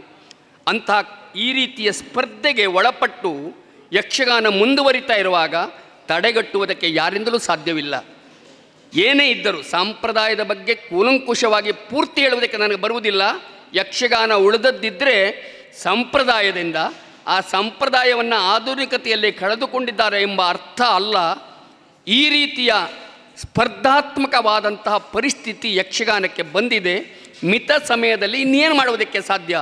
ಚಿಂತನೆ, ಮಂಥನ ಮತ್ತು ಈ ರೀತಿಯ ವಿಮರ್ಶೆಗಳು ನಡೀತಾ ಇರಬೇಕು, ಉಂಟಾಗಬೇಕು, ಮಾಡುವುದಕ್ಕೆ ಸಾಧ್ಯ ಎಂಬುದನ್ನು ತಿಳಿದುಕೊಳ್ಳಬೇಕು. ಬಲ್ಲವರು ಹೇಳಿದರು ಒಂದು ಕಾಲದಲ್ಲಿ, ಕಂಠ ತ್ರಾಣೇನ ಭಾಗವತ, ಸೊಂಟ ತ್ರಾಣೇನ ಕಲಾವಿದ. ಈಗ ಇರುವ ಪರಿಸ್ಥಿತಿ ನೋಡಿದ್ರೆ ಹಾಗೆ ಕಾಣ್ತಾ ಇದೆ. ಕಂಠ ಗಟ್ಟಿ ಉಂಟ ಅವ ಭಾಗವತ, ಗಟ್ಟಿ ಸೊಂಟ ಉಂಟ ಕುಣಿತಾನ ಅವ ಅಷ್ಟು ವರ್ಷ ಕುಣಿತಾನೆ. ಆಮೇಲೆ ಏನು ಮಾಡಬೇಕು? ಇದು ಬಹಳ ಕಷ್ಟ. ಯಾಕೆಂದರೆ ಯಕ್ಷಗಾನ ಕಲಾವಿದರಿಗೂ ಉಳಿದ ಕಲಾವಿದರಿಗೂ ಇರುವ ವ್ಯತ್ಯಾಸ ಕಲಾ ಮಾಧ್ಯಮ. ಆ ಕಲಾ ಮಾಧ್ಯಮ, ಸಂಗೀತ ಇರಲಿ, ಯಕ್ಷಗಾನ ಇರಲಿ, ನಾಟಕ ಇರಲಿ, ರಂಗಭೂಮಿ ಕಲಾವಿದರಿಗೆಲ್ಲರಿಗೂ ಎಂತ ಆಗ್ತದೆ ಕೇಳಿದ್ರೆ, ಇದನ್ನು ಬಿಟ್ಟರೆ ಬೇರೆ ಉದ್ಯೋಗ ಮಾಡಲಿಕ್ಕೆ ಬರುವುದಿಲ್ಲ. ಆಗ ಹೊಂದಿಕೊಳ್ಳುವ ಪರಿಸ್ಥಿತಿ ಬಂದಿದೆ. ಇದಕ್ಕೇನು ಮಾಡಬೇಕು? ಕಲಾವಿದರೇ ಚಿಂತನೆಯನ್ನು ಮಾಡಬೇಕು. ಇಂತಹ ಗೋಷ್ಠಿಯನ್ನು ಇಟ್ಟುಕೊಂಡಂತಹ ಯಕ್ಷಗಾನ ಅಕಾಡೆಮಿಯವರಿಗೆ ನನ್ನ ಅನಂತ ಕೃತಜ್ಞತೆಯನ್ನು ಸಲ್ಲಿಸುತ್ತಾ, ಸೇರಿದಂತಹ ಯಕ್ಷಗಾನ ಅಭಿಮಾನಿಗೂ ಅನುಭವವುಳ್ಳಂಥ ಕಲಾವಿದರಿಗೂ ನನ್ನ ವಂದನೆಯನ್ನು ಸಲ್ಲಿಸಿ ನನ್ನ 2 ಮಾತನ್ನು ಮುಗಿಸ್ತೇನೆ. ಸುಂದರವಾಗಿ ವಿಚಾರಗಳನ್ನು ಹಂಚಿಕೊಂಡಿರುವಂತಹ ಹಿರಿಯ ಕಲಾವಿದರಾದಂತಹ ಶ್ರೀ ಸುಬ್ರಹ್ಮಣ್ಯ ಚಿಟ್ಟಾಣಿಯವರಿಗೆ ಧನ್ಯವಾದಗಳನ್ನು ಸಮರ್ಪಿಸುತ್ತಾ, ಮುಂದಿನ ಮಾತಿಗಾಗಿ ಕಡತೋಕ ಗೋಪಾಲಕೃಷ್ಣ ಭಾಗವತರು. ವೇದಿಕೆಯ ಮೇಲೆ ಆಸೀನರಾಗಿರುವಂಥ ಎಲ್ಲ ಮಿತ್ರರೇ ಹಾಗೂ ಕೆಳಗಡೆ ಕುಳಿತುಕೊಂಡಿರುವಂಥ ಮಿತ್ರರೇ, ಸಾಕಷ್ಟು ಸಮಯ ಆಗಿದೆ. ಸ್ವಲ್ಪ ವಾಲ್ಯೂಮ್ ಕೊಡ್ರಿ, ಸ್ವಲ್ಪ ವಾಲ್ಯೂಮ್.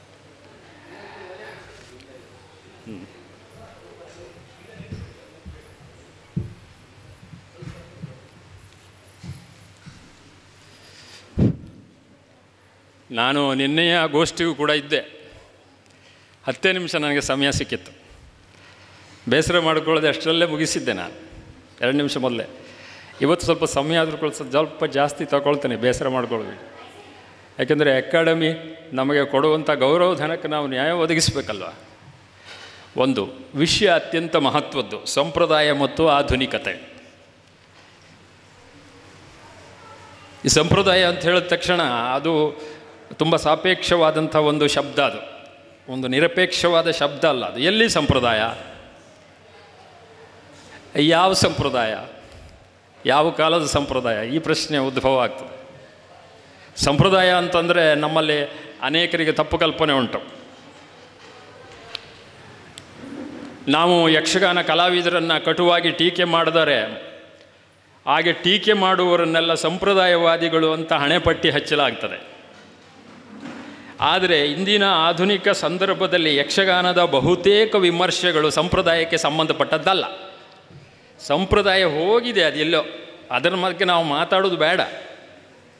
ಕಾಮನ್ ಸೆನ್ಸ್, ಔಚಿತ್ಯ ಪ್ರಜ್ಞೆ, ಇದು ಎಲ್ಲ ಕಾಲಕ್ಕೂ ಎಲ್ಲ ಕಲೆಯಲ್ಲೂ ಇರುವಂಥದ್ದು. ಉದಾಹರಣೆಗೆ ಇವತ್ತು ಕಲಾವಿದರುಗಳು ಪ್ರಾತ್ಯಕ್ಷಿಕೆಯನ್ನು ಮಾಡಿದರು.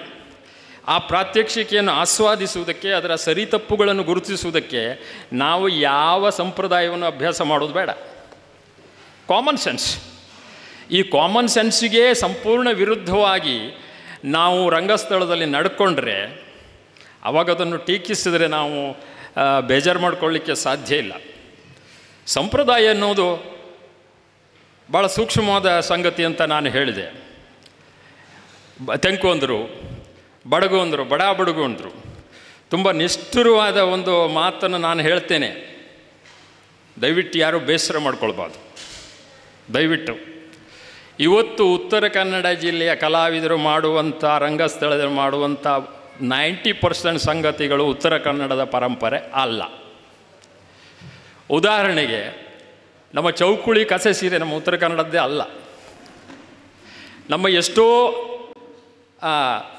ಆಧುನಿಕತೆ, ಅದು ಎಷ್ಟೋ ತಾಳದ ನಡೆಗಳು ಉತ್ತರ ಕನ್ನಡದಲ್ಲ. ಉದಾಹರಣೆಗೆ ಆದಿ ತಾಳದ ತಾತೋ ದಿಕುತಕ ತೋ ದಿನ್ನತ್ತ ದಿಕುತಕ ದಿನ್ನಾಕೃತಿಕ ದೇಂ ದಿನ್ನಾಕೃತಿಕ ದೇಂ ದಿನ್ನಾಕೃತಿಕ ದೇಂ ಉತ್ತರ ಕನ್ನಡದ್ದಲ್ಲ. ರೂಪಕಗಳ ತೈಕುತಾಂ ತದ್ದಿನ್ನಾಧೇಂ ದಿತ್ತತ್ತ ಕೃತಕದೇಂ ಕೃತಕದೇಂ ಕೃತಕದೇಂ ತೈಕುತಾಂ ತದ್ದಿನದ ಉತ್ತರ ಕನ್ನಡದ್ದಲ್ಲ. ನಮ್ಮಲ್ಲಿ ಈಗಿನ ಬಡಗುತಿಟ್ಟಿನ ಏನು ತ್ವರಿತ ರೂಪಕ ತಾಳದ ಮಟ್ಟೆ ತಾಳದ ಹೇಗೆ ಮುತ್ತೈ ತದ್ದಿನ ದೇಂ ತೋಂ ತಾಂ ದಿತ್ತೈ ಇಷ್ಟೇ ಇದ್ದದ್ದು. ಕೃಷ್ಣನ ಪ್ರವೇಶ, ಬಂದನು ದೇವರ ದೇವ ನಮ್ಮ ಜಿಲ್ಲೆಯದಲ್ಲ. ನಮ್ಮ ಜಿಲ್ಲೆಯಲ್ಲಿ ಕೃಷ್ಣನ ಪ್ರವೇಶಕ್ಕೆ ಹಿಂದೆ ಮಾಡ್ತಾ ಇದ್ದದ್ದು ಕೊಳಲನುದುತ ಬಂದ, ದೇವ ಬಂದ, ದೇವರ ದೇವ ಬಂದ. ತೈ ತದ್ದಿನ ದೇ ಮೇಲೆ ಪ್ರವೇಶ ಮಾಡೋದು ಉತ್ತರ ಕನ್ನಡದಲ್ಲ, ಉತ್ತರ ಕನ್ನಡ ಸಂಪ್ರದಾಯ ಅಲ್ಲ. ತೈದ ನಾವದನ್ನು ಕರ್ಕಿ ಪರಂಪರೆ ಅಂತ ಬ್ರ್ಯಾಂಡ್ ಮಾಡಿ ಮೂಲೆ ಗುಂಪು ಮಾಡಿದ್ದೇವೆ. ವಾಸ್ತವವಾಗಿ ಅದನ್ನು ತೀರಾ ಇತ್ತೀಚಿನವರೆಗೆ ಉಳಿಸ್ಕೊಂಡು ಬಂದವರು ಕರ್ಕಿಯವರು ಬಿಟ್ಟರೆ, ಅದು ಇಡೀ ಉತ್ತರ ಕನ್ನಡದ ಹಿಂದೆ ಒಂದು 70-80 ವರ್ಷದಿಂದ ಎಲ್ಲ ಕಲಾವಿದರು ಕೂಡ ಅದನ್ನೇ ಫಾಲೋ ಮಾಡ್ತಿದ್ರು ಎನ್ನುವುದಕ್ಕೆ ನಾವು ಸಾಕಷ್ಟು ದಾಖಲೆಗಳನ್ನು 90-95 ವರ್ಷದ ಕಲಾವಿದರು, ಕಲೋಪಾಸಕರ ವಿಡಿಯೋಗಳನ್ನು ನಾವು ಸಂಗ್ರಹ ಮಾಡಿದ್ದೇವೆ.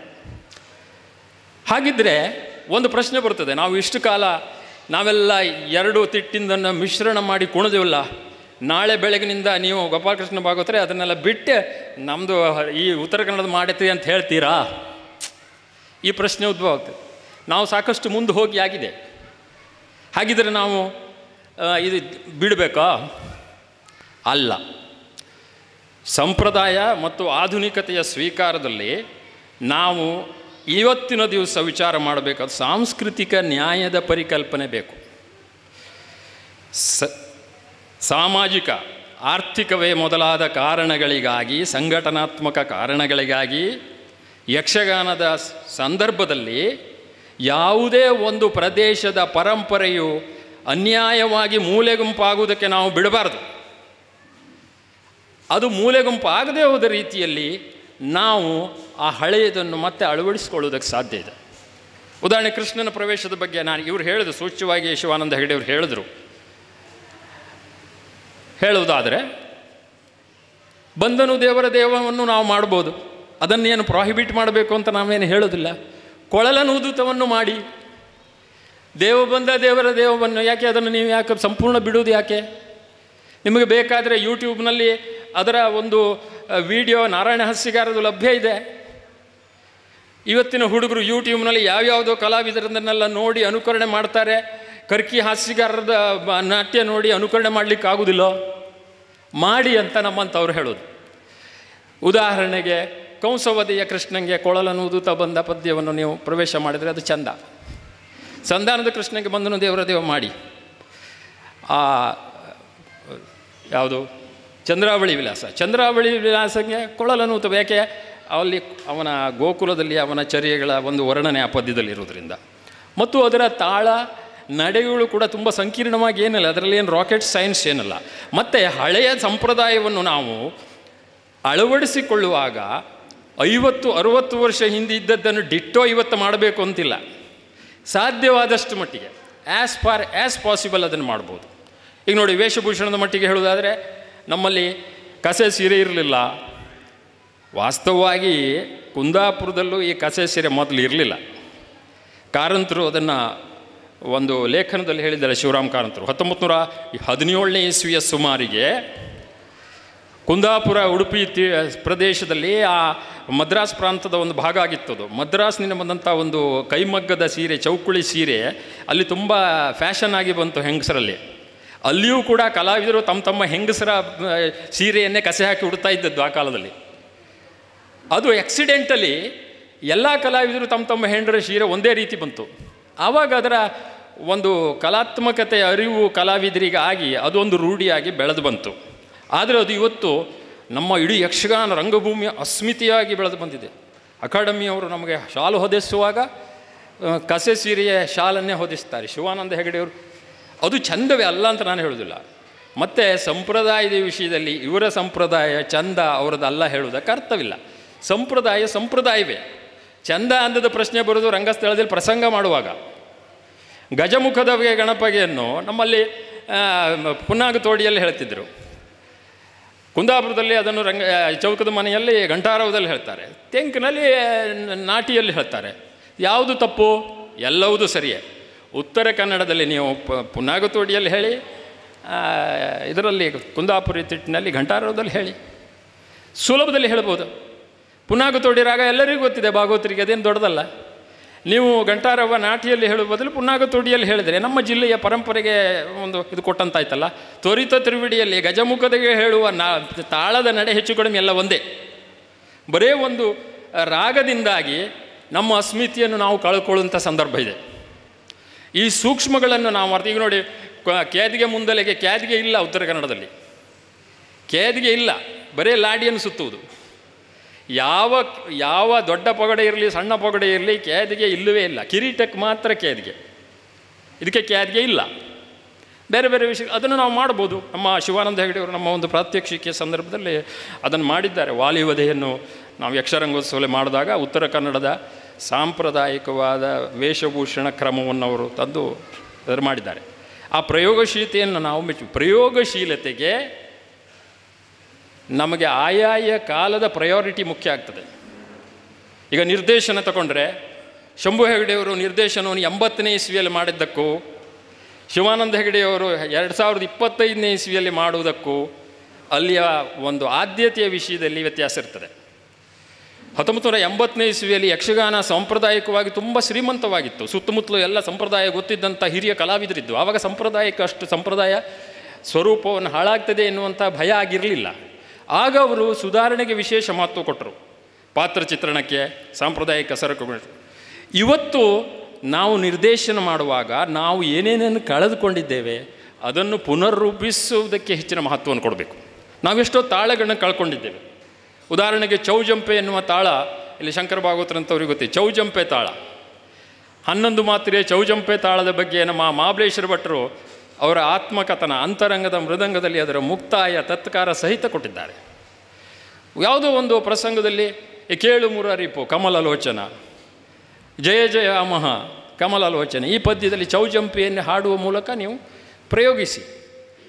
ಅದಕ್ಕೊಂದು ಮದ್ದಲೆಯ ಬೋಲನ್ನು ನೀವು ರೆಡಿ ಮಾಡಿ. ಹಾಗೆಯೇ ಕಲಾವಿದರು ಅದಕ್ಕೆ ಹೆಜ್ಜೆಯನ್ನು ರೆಡಿ ಮಾಡಿ ಪ್ರೆಸೆಂಟ್ ಮಾಡಿ. ಇಂಥದ್ದನ್ನು ನೀವು ಮಾಡಿದರೆ ನೀವು ನನಗೆ ಆಮಂತ್ರಣ ಕೊಡೋದು ಬೇಡ, ನಾನು ಬಂದು ಮುಂದಿನ ಸಾಲಿನಲ್ಲಿ ಕೂತ್ಕೊಂಡು ಮರುದಿವಸ ನನ್ನ ಪತ್ರಿಕೆಯಲ್ಲಿ ಬರೆದೇ ಹೋದರೆ ಅವಾಗ ಹೇಳಿ. ನಾವು ಸರಿಯಾದದ್ದನ್ನು ಮಾಡಿದಾಗ ಅದನ್ನು ಗುರುತಿಸುವ ಮೆಕ್ಯಾನಿಸಮ್ ನಮ್ಮಲ್ಲಿ ಇಲ್ಲ. ಶಿವಾನಂದ ಹೇಳಿದ್ರು ಹವ್ಯಾಸಿಗಳು ಕಲಾವಿದರು ಅಂತ ಎಲ್ಲಿಯೂ ಇಲ್ಲ. ಯಾವುದೇ ಕ್ಷೇತ್ರದಲ್ಲಿ ಎಲ್ಲ ಒಬ್ಬ ವೇಷಧಾರಿ ಬಂದ ಅಂತಂದರೆ ಅವನಿಗೆ ಎಲ್ಲ ವಿಮರ್ಶೆಯ ಮಾನದಂಡಗಳು ಎಲ್ಲ ಅನ್ವಯವಾಗ್ತದೆ. ಮತ್ತು ಸುಧಾರಣೆಯ ಸಂದರ್ಭ ಬಂದಾಗ ಯಕ್ಷಗಾನದ ಸ್ವರೂಪ ನಾಶ ಹೊಂದುತ್ತಾ ಇದೆ ಹೇಳುವಂಥ ಒಂದು ಕೂಗು ಬಹಳ ಕಾಲದಿಂದಿದೆ. ಯಕ್ಷಗಾನದ ಸ್ವರೂಪವನ್ನು ಹಾಳು ಮಾಡೋದ್ರಲ್ಲಿ ಸಿನಿಮಾ ಹಾಡುಗಳ ಕೆಲವರು ತಂದರು, ಜಾನಪದ ಗೀತೆಯನ್ನು ತಂದರು, ಕೆಲವರು ಶಾಸ್ತ್ರೀಯ ಕಲೆಗಳನ್ನು ಅಭ್ಯಾಸ ಮಾಡಿ ತಂದರು. ಈಗ ನಮ್ಮಲ್ಲೊಂದು ಭಾವನೆ ಉಂಟು, ಶಾಸ್ತ್ರೀಯ ಕಲೆಗಳನ್ನು ಅಭ್ಯಾಸ ಮಾಡಿಕೊಂಡು ತಂದಂಥ ಬದಲಾವಣೆಗಳು ಶ್ರೇಷ್ಠ, ಯಕ್ಷಗಾನಕ್ಕೆ ಪೂರಕ, ಮತ್ತು ಸಿನಿಮಾದಂಥ ಚಿಲ್ಲರೆ ಕಲೆಗಳ ಮೂಲಕ ತಂದಂಥದ್ದು ಯಕ್ಷಗಾನ ಮಾರಕ ಎನ್ನುವಂಥ ಒಂದು ಕಲ್ಪನೆ ಉಂಟು. ಪರಿಣಾಮದಲ್ಲಿ ಎಲ್ಲವೂ ಒಂದು. ಇದನ್ನು ಹೊಸತೋಟ ಭಾಗವತರು ತುಂಬ ಒಳ್ಳೆಯ ಉದಾಹರಣೆ ಮೂಲಕ ಹೇಳಿದ್ದಾರೆ, ತುಂಬ ಸೋಜಿಗವಾಗಿ ಅವ್ರು ಹೇಳಿದ್ದಾರೆ. ದಯವಿಟ್ಟು ಯಾರು ತಪ್ಪು ತಿಳ್ಕೊಳ್ಬಾರ್ದು. ಬೆಳೆದು ಪ್ರಾಯಕ್ಕೆ ಬಂದಂಥ ಮಗಳು ಯಾವುದೋ ಒಬ್ಬನನ್ನು ಕಟ್ಟಿಕೊಂಡು ಲವ್ ಮಾಡಿ ಓಡಿ ಹೋದ್ಲು ಅಂತ ಇಟ್ಕೊಳ್ಳಿ. ಹಾಗೆ ಅವಳು ಬ್ರಾಹ್ಮಣ ಸಂತಿಗೆ ಓಡೋಗ್ಲಿ, ಉಳಿದ ಜಾತಿಯವನ ಸಂತಿಗೆ ಓದೋದು ಮನೆ ಮರ್ಯಾದೆ ಹೋಗ್ತದಲ್ಲ. ಶಾಸ್ತ್ರೀಯ ಕಲೆಗಳನ್ನು ಅಭ್ಯಾಸ ಮಾಡಿ ಯಕ್ಷಗಾನದ ಸ್ವರೂಪ ಕೆಡಿಸಿದರೆ ಮಗಳು ಬ್ರಾಹ್ಮಣ ಕಟ್ಕೊಂಡು ಓದೋದಂಗೆ ಅಷ್ಟೇ, ಅದರಲ್ಲಿ ಬೇರೆ ವ್ಯತ್ಯಾಸ ಏನಿಲ್ಲ. ಕಾರಣ ಏನು ಅಂತಂದರೆ, ಶಾಸ್ತ್ರೀಯ ಕಲೆಗಳ ಅಧ್ಯಯನ ಯಕ್ಷಗಾನಕ್ಕೆ ಬೇಕು, ಬೇಡ ಅಂತಲ್ಲ. ಆದರೆ ಅದರ ಅನ್ವಯ ಮಾಡುವಾಗ ತುಂಬ ಸಂಯಮ ಬೇಕು. ಈಗ ನಾನು ಯಕ್ಷಗಾನ ಭಾಗವತಿಕೆ ಮಾಡ್ತೇನೆ, ಶಾಸ್ತ್ರೀಯ ಸಂಗೀತ 3-4 ಗುರುಗಳ ಕಲಿತಾಗ ನಾನು ಪದ್ಯ ಹೇಳಲಿಕ್ಕೆ ಹೋದರೆ ವರ್ಷಾನುಗಟ್ಟಲೆ ನಮ್ಮ ಉಮೇಶ್ ಭಾಗವತನ ನನ್ನ ರಿಪೇರಿ ಮಾಡಲಿಕ್ಕೆ ಬೇಕಾಗಿದೆ. ಯಾಕೆ ಅಂದರೆ ನಾವು ಪದ್ಯ ಹೇಳಿದ ತಕ್ಷಣ ನಮ್ಮದು ಹಿಂದೂಸ್ತಾನಿ ಆಗಿಬಿಡ್ತದೆ. ಶಾಸ್ತ್ರೀಯ ಕಲೆಗಳ ಅಭ್ಯಾಸ ಅಗತ್ಯಕ್ಕಿಂತ ಜಾಸ್ತಿ ಆದರೆ ಯಕ್ಷಗಾನ ಕಲಾವಿದರಿಗೆ ಮಾರಕ. ಅದು ಯಕ್ಷಗಾನವು ಶಾಸ್ತ್ರೀಯ ಹೌದು. ಹೇಗೆ ಶಾಸ್ತ್ರೀಯ? ಇದು ತನ್ನದೇ ಆದ ರೀತಿಯಲ್ಲಿ ಶಾಸ್ತ್ರೀಯ. ತನ್ನದೇ ಆದ ರೀತಿಯಲ್ಲಿ ಶಾಸ್ತ್ರೀಯ ಅಂದರೆ ಹೇಗೆ? ಈಗ ಭೈರವಿ ರಾಗ ಉಂಟು, ಯಕ್ಷಗಾನಕ್ಕೊಂದು ಭೈರವಿ, ಸಿನಿಮಾಕ್ಕೊಂದು ಭೈರವಿ, ಕೂಚಿಪುಡಿಗೊಂದು ಭೈರವಿ ಅಂತಿಲ್ಲ. ಕರ್ನಾಟಕೀಯ ಭೈರವಿ ಎಲ್ಲ ಒಂದೇ. ಆ ರಾಗವನ್ನು ಯಕ್ಷಗಾನದಲ್ಲಿ ಕಾಳಿಂಗನಾಡರು ಚಾರು ಸಂಭ್ರಮದಿ ಹೇಳುವಾಗ ಬರುವ ರೀತಿಯೇ ಬೇರೆ, ಅದರ ವೈಭವ ಬೇರೆ. ಇಂದು ಏನೆಗೆ ಗೋವಿಂದ ಅಂತ ಸಿನಿಮಾದಲ್ಲಿ ಬರುವುದೇ ಬೇರೆ. ಯಕ್ಷಗಾನದಲ್ಲಿ ಬರುವಂಥ ಶಾಸ್ತ್ರೀಯ ರಾಗ ಯಕ್ಷಗಾನದ ಸ್ವರೂಪದಲ್ಲಿ ಬರಬೇಕು, ಆದರೂ ಸ್ವರ ಶುದ್ಧವಾಗಿರಬೇಕು. ಅದನ್ನು ಮಾಡುವುದಕ್ಕೆ ನಮ್ಮ ಸಂಗೀತದ ಶಿಕ್ಷಣ ಬೆಂಬಲವಾದರೆ ಮಾತ್ರ ಯಕ್ಷಗಾನದ ಸೊಗಡು ಉಳ್ಕೊಳ್ತದೆ. ಇಲ್ಲದೆ ಹೋದರೆ ನಾವು ಶಾಸ್ತ್ರೀಯ ಕಲೆಗಳ ಒಂದು ಬೇಕಾದಂತೆ ಅದನ್ನು ಕಸಿ ಮಾಡಿದ್ರೆ ಇದರ ಸ್ವರೂಪ ನಾಶ ಆಗಿಬಿಡ್ತದೆ, ಅನನ್ಯತೆ ಹೋಗ್ಬಿಡ್ತದೆ. ನೋಡಿ, ಕೂಚಿಪುಡಿಯನ್ನು ಕೂಚಿಪುಡಿ ಹೇಳುವಂಥದ್ದೊಂದು ಇವತ್ತು ಭರತನಾಟ್ಯಕ್ಕೂ ಅದಕ್ಕೂ ವ್ಯತ್ಯಾಸ ನಮ್ಗೆ ಗೊತ್ತಾಗೋದಿಲ್ಲ. ಬಟ್ ಒಂದು 60-70 ವರ್ಷದಿಂದ ಯಕ್ಷಗಾನದ ರೀತಿಯಲ್ಲೇ ಅದಕ್ಕೆ ಪ್ರತ್ಯೇಕವಾದಂಥ ಒಂದು ಗಾನ, ಅಭಿನಯ ಎಲ್ಲ ಇತ್ತು. ನೋಡಿ, ಒಡಿಸ್ಸಿ ಕೂಡ ಕ್ರಮೇಣವಾಗಿ ಹಿಂದೂಸ್ತಾನಿ ಸ್ವರೂಪಕ್ಕೆ ಹೋಗ್ತಾ ಇದೆ, ಶಿವಾನಂದ ಹೆಗಡೆ ಗೊತ್ತಿದೆ. ಕಾರಣ ಏನು ಅಂದರೆ, ವಿವೇಚನಾರಹಿತವಾಗಿ ಶಾಸ್ತ್ರೀಯ ಕಲೆಗಳಲ್ಲಿ ಅಭ್ಯಾಸ ಮಾಡಿ ಅದನ್ನು ತಂದು ತುರುಕಿ ಯಕ್ಷಗಾನದ ಸ್ವರೂಪವನ್ನು ಕೆಡಿಸಿದ್ದಾರೆ. ಇದಕ್ಕೆ ಹಾಗಾದರೆ ಕಲಾವಿದರು ಏನು ಮಾಡಬೇಕು ಅನ್ನೋ ಪ್ರಶ್ನೆ ಬರ್ತದೆ. ಯಕ್ಷಗಾನದ ಸಂಗೀತಕ್ಕೆ ತಗೊಂಡ್ರೆ ನಮ್ಮ ರಾಜಗೋಪಾಲಾಚಾರ್ಯರು, ರಾಘವ ನಂಬಿಯಾರ್ರಂಥವರು, ನಾರಾಯಣ ಶೆಟ್ಟರಂಥವರು ತಮ್ಮ ಗ್ರಂಥಗಳಲ್ಲಿ ತುಂಬ ನಿರ್ದಿಷ್ಟವಾಗಿ ಬರೆದಿದ್ದಾರೆ. ರಾಜಗೋಪಾಲಾಚಾರ್ಯರು ಯಕ್ಷಗಾನ ಸಂಗೀತದ ಲಕ್ಷಣ ಅಂತ ಬರೆದಿದ್ದಾರೆ. ಈಗ ಯಕ್ಷಗಾನ ಪದ್ಯವನ್ನು ಯಕ್ಷಗಾನವಾಗಿ ಹಾಡದೆ ಹೋದರೆ ಒಬ್ಬ ಸಾಮಾನ್ಯ ಅಶಿಕ್ಷಿತನಿಗೂ ಕೂಡ ಗೊತ್ತಾಗ್ತದೆ. ನೋಡಿ, ನೀವು ಮೇಳದ ಆಟ ನೋಡ್ಕೊಂಡು ಬಂದರೆ ನಮ್ಮ ಮರುದಿವಸ ಈ ಕೊನೆಗೌಡ ಬರ್ತಾನೆ ಮನೆಗೆ, ನಿನ್ನೆ ರಾತ್ರಿ ಆಟಕ್ಕೆ ಹೋಗಿದ್ಯನಾ? ಹೋಗಿದ್ರೆ ಹೇಗಿತ್ತ ಪದ್ಯ? ಎಂಥದ್ದು ಇಲ್ಲರ, ಬರೀ ಯಕ್ಷಗಾನ ಕೇಳ್ದಂಗೆ ಆಗುವುದೇ ಇಲ್ಲರ. ಸಂಗೀತ ಸ್ವರಜ್ಞಾನ ಇಲ್ಲದೆ ಹೋದವನಿಗೆ ಆ ಅನುಭವ ಬಂದದ್ದು ಹೇಗೆ? ಅದು ಯಕ್ಷಗಾನ ಸಂಗೀತದ ಲಕ್ಷಣ. ಅದನ್ನು ರಾಜಗೋಪಾಲಾಚಾರ್ಯರು ಲಕ್ಷಣಿಸಿದ್ದಾರೆ. ಮಧ್ಯ ಸಪ್ತಕದ ಪಂಚಮದಿಂದ ಸಾರಸಪ್ತಕದ ಪಂಚಮದವರೆಗೆ ಸಂಚಾರ, ರಿಷಭ ಗಾಂಧಾರದಲ್ಲಿ ಅದರ ಗಮಕ, ಪ್ರತಿಮಧ್ಯ ರಾಗದ ಇಲ್ಲ, ಪಂತುವರಾಳಿ ಮತ್ತು ಕಲ್ಯಾಣಿ ಎರಡು ಬಿಟ್ಟರೆ ಬೇರೆ ಪ್ರತಿಮಧ್ಯಮ ರಾಗ ಇಲ್ಲ. ಷಡ್ಜ ಮತ್ತು ಪಂಚಮಕ್ಕೆ ಹೆಚ್ಚಿನ ಒಂದು ಸ್ಟ್ರೆಸ್. ಈ ನಿಯಮಗಳನ್ನು ಪಾಲನೆ ಮಾಡಿ ನೀವು ಒಂದು ಹೊಸ ರಾಗವನ್ನು ಹಾಕಿ ಭಾಗವತರು ಕೊಳಗಿ ಕೇಶವರ ಹಾಡು ನೋಡಿ, ಅದು ಇನ್ನೂವರೆಗೆ ಪ್ರಯೋಗವೇ ಆಗದೆ ಹೋದ ರಾಗ ಆದರೂ ಯಾರಿಗೂ ಅದು ಹೊಸ ರಾಗ ಹಾಕಿದ್ದಾನೆ ಇದು ಸಿನಿಮಾ ಹಾಡು ಅಂತ ಅನಿಸೋದಿಲ್ಲ. ಯಾಕೆಂದರೆ ಯಕ್ಷಗಾನದ ಲಕ್ಷಣವನ್ನು ಅಲ್ಲಿ ನಾವು ಶಾಸ್ತ್ರೀಯ ರಾಗಗಳನ್ನು ತರುವಾಗ ಅದರ ತಾಂತ್ರಿಕತೆಯನ್ನು ತಿಳ್ಕೊಂಡು ತಂದಾಗ ಮಾತ್ರ ಯಕ್ಷಗಾನ ಶ್ರೀಮಂತವಾಗ್ತದೆ. ಇಲ್ಲದೆ ಹೋದರೆ ಯಕ್ಷಗಾನದ ಶ್ರೀಮಂತಿಕೆಯನ್ನು ನಾವು ಬಲಿ ಕೊಟ್ಟಂತಾಗ್ತದೆ, ಬಿಟ್ಟರೆ ಮತ್ತೇನು ಅದರಿಂದ ಪ್ರಯೋಜನ ಆಗುವುದಿಲ್ಲ. ಆದ್ದರಿಂದ ಯಕ್ಷಗಾನದ ಸ್ವರೂಪ, ಸಂಪ್ರದಾಯದ ಸ್ವರೂಪ ಉಳ್ಕೊಳ್ಳೋದಕ್ಕೆ, ಅದನ್ನು ಅರ್ಥ ಮಾಡಿಕೊಳ್ಳೋದಕ್ಕೆ ನಾವು ಶಾಸ್ತ್ರೀಯ ಸಂಗೀತ, ಶಾಸ್ತ್ರೀಯ ಕಲೆಗಳ ಅಧ್ಯಯನ ಬೇಕು. ಸಿನಿಮಾದವರು ಅದನ್ನು ತೋರಿಸಿದ್ದಾರೆ, ಸಿನಿಮಾದ ಸಂಗೀತ ನಿರ್ದೇಶಕರು ತೋರಿಸಿದ್ದಾರೆ ನೋಡಿ. ಶಿವರಾಜ್ ಕುಮಾರದೊಂದು ಸಿನಿಮಾ ಇದೆ, ಕೋರಣ್ಯ ನೀಡಮ್ಮೋ ಕೋಡುಗಲ್ಲಮ್ಮ ದೇವರಿಗೆ. ಮಲೆ ಮಹದೇಶ್ವರ ಬೆಟ್ಟದಲ್ಲಿ ಆ ಜಾನಪದ ಕಲಾವಿದರು ಹಾಡುವಂಥ ಧಾಟಿಯನ್ನು ಒಂದು ಸ್ವಲ್ಪವನ್ನು ಆ ಸಂಗೀತ ನಿರ್ದೇಶಕ ಬದಲಾಯಿಸಲಿಲ್ಲ, ಆದರೆ ಅದನ್ನು ರಿಫೈನ್ ಮಾಡಿದ್ದಾನೆ. ಯಾವುದೋ ಒಂದು ಹಳೆಯ ಒಂದು ಪಂಚಲೋಹದ ಶಿಲ್ಪ ನಿಮಗೆ ಮಣ್ಣಡಿಯಲ್ಲಿ ಸಿಕ್ಕಿದ್ರೆ ನೀವು ಅದನ್ನೆಲ್ಲ ಕ್ಲೀನ್ ಮಾಡಿ ಅದಕ್ಕೆ ವಾಶ್ ಮಾಡಿ ಇದನ್ನು ಮಾಡಿ ಹೇಗೆ ಇರುತ್ತೀರೋ ಆ ರೀತಿಯೆಲ್ಲ ಇಟ್ಟಿದ್ದಾನೆ ಅಷ್ಟೆ. ಯಕ್ಷಗಾನದ ಮಟ್ಟುಗಳಿಗೆ ಆಗಬೇಕಾದ ಸುಧಾರಣೆ ಅಷ್ಟೇ ಹೊರತು ಅದಕ್ಕಿಂತ ಹೆಚ್ಚಲ್ಲ. ಮತ್ತು ನಮ್ಮ ಭಾಗವತರುಗಳಿಗೆ ಕೆಲವೊಂದು ರಾಗಗಳ ಬಗ್ಗೆ ತುಂಬ ವ್ಯಾಮೋಹ ಉಂಟು. ಮಾಲ್ಕಂಸ್ ಅಂದ್ರೆ ಚಂದ, ಸಿಂಹೇಂದ್ರ ಮಧ್ಯಮ, ಈಗ ಬರ್ತದೆ ಯೂಟ್ಯೂಬ್ನಲ್ಲಿ ವಾಸಂತಿ ರಾಗ. ಎಲ್ಲರೂ ಒಬ್ಬ ಭಾಗವತ ಒಂದನ್ನು ಹಾಡಿ ಫೇಮಸ್ ಆಯಿತು ಅಂತ ಆದರೆ ನಿರ್ದಾಕ್ಷಿಣ್ಯವಾಗಿ ನಿನ್ನೆ ಮೊನ್ನೆ ಹುಟ್ಟಿದ ಶಿಶುವು ಅದೇ ರಾಗ, ವಾಸಂತಿ ರಾಗ. ಎಲ್ಲದಕ್ಕೂ ವಾಸಂತಿ. ಕಾರಣ ಏನಂತಂದರೆ ಅವರಿಗೆ ರಾಗ ಗೊತ್ತಿಲ್ಲ. ಆ ರಾಗದಲ್ಲಿ ಹಾಡಿದ್ರೆ ಜನ ಚಪ್ಪಾಳೆ ಹೊಡ್ತಾರೆ, ಖುಷಿ ಆಗ್ತದಲ್ಲ ಸುಲಭದಲ್ಲಿ.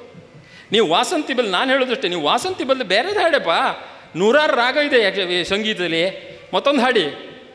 ಮುನಿಸು ತರವೇ ಮುಗುದೆ, ಅದೇ ಯಾಕೆ ಭಾವಗೀತೆ, ಅದನ್ನೊಂದೇ ಯಾಕೆ? ಸಹಸ್ರಾರು ಭಾವಗೀತೆಗಳು ನಮ್ಮ ಕನ್ನಡ ಸಾಹಿತ್ಯದಲ್ಲಿದೆ. ನೀವು ಭಾವಗೀತೆನೇ ಹೇಳ್ತೀರಿ ಅಂತಾದರೂ ನಮ್ಮದು ಒಪ್ಪಿಗೆ ಕೊಡೋಣ, ಬೇರೆ ಬೇರೆದನ್ನಾದರೂ ತಗೊಂಡು ಬರ್ರಿ. ಅಟ್ಲೀಸ್ಟ್ ಯಲ್ಲಾಪುರದಿಂದ ಕುಂಬಳು ಕಾಸರಗೋಡು ಇವರ ಪ್ರತಿಯೊಂದು ಹುಟ್ಟಿದ ಭಾಗವತರೆಲ್ಲ ಒಂದೇ ಭಾವಗೀತೆ ಹಾಡ್ತಾ 20 ವರ್ಷ ಕಳೆದರೆ ಯಕ್ಷಗಾನ ಅಕಾಡೆಮಿ ಇಂಥ ಗೋಷ್ಠಿ ಎಲ್ಲ 1000 ಗೋಷ್ಠಿ ಮಾಡಿದ್ರು ಯಕ್ಷಗಾನ ಸಂಪ್ರದಾಯ ಉಳಿದ್ರೆ ಏನೂ ಉಳಿಯೋದಿಲ್ಲ. ಯಕ್ಷಗಾನದ ಸಂಪ್ರದಾಯ ಉಳಿಬೇಕು ಅಂತಾದರೆ ಕೊನೆಯದಾಗಿ ಮುಗಿಸ್ತೇನೆ ನಾನು. ಏನಂದರೆ ಯಕ್ಷಗಾನ ಸಂಪ್ರದಾಯ ಉಳಿಬೇಕು ಅಂತಾದರೆ ಮೊದಲು ನಾವು ಸಂಪ್ರದಾಯ ಏನು ಅಂತ ತಿಳ್ಕೊಳ್ಬೇಕು ತಾಳ್ಮೆಯಿಂದ. ಆಮೇಲೆ ಸಂಪ್ರದಾಯವನ್ನು ಮೇಲೆ ನಿಷ್ಠೆಯನ್ನು ಬೆಳೆಸ್ಕೊಳ್ಬೇಕು. ನಿಷ್ಠೆ ಬೆಳೆಸ್ಕೊಂಡು ಅದರ ಪ್ರಯೋಗಕ್ಕಿಳಿಬೇಕು. ಪ್ರಯೋಗಕ್ಕಿಳಿಯುವ ಸಂದರ್ಭದಲ್ಲಿ ಯಕ್ಷಗಾನ ಕ್ಲಾಸನ್ನು ಮಾಡೋದೆಲ್ಲ ತುಂಬ ಕಷ್ಟ. ಕಾರಣ ಏನಂದರೆ ನಮ್ಮ ಪಾಲಕರಿಗೆ ನಮ್ಮ ಮಗು 6 ತಿಂಗಳು ಕಲಿತು ಕೂಡಲೇ ಅವನು ಸೂಪರ್ ಸ್ಟಾರ್ ಆಗಬೇಕು. ಅದನ್ನು ನೀವು ಮಾಡ್ತೀರ, ನಿಮ್ಮ ಯಕ್ಷಗಾನ ಶಾಲೆ ಕಳಿಸ್ತೇನೆ ನಾನು, ಇಲ್ಲದೆ ಹೋದರೆ ಅವರು ಉಪಯೋಗ ಇಲ್ಲ, ನೀವು ಬೇರೆ ಕ್ಲಾಸಿಗೆ ಹೋಗು ಅಂತ ಕಳಿಸ್ಬಿಡ್ತಾನೆ.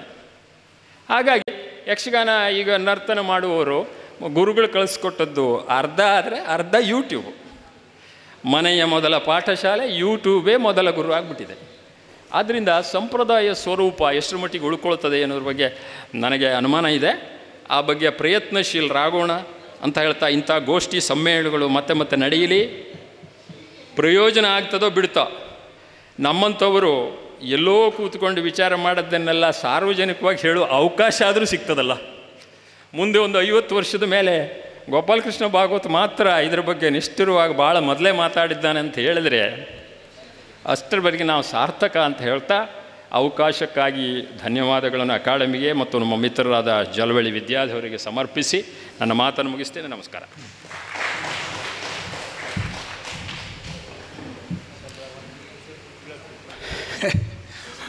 ಬಹಳ ಸುಂದರವಾಗಿ ಮತ್ತು ಅಷ್ಟೇ ಕಠಿಣವಾಗಿ ಮಾತನಾಡಿರುವಂತಹ ಗೋಪಾಲಕೃಷ್ಣ ಭಾಗವತರು ಕಡತೋಕಾಯವರಿಗೆ ಧನ್ಯವಾದಗಳು.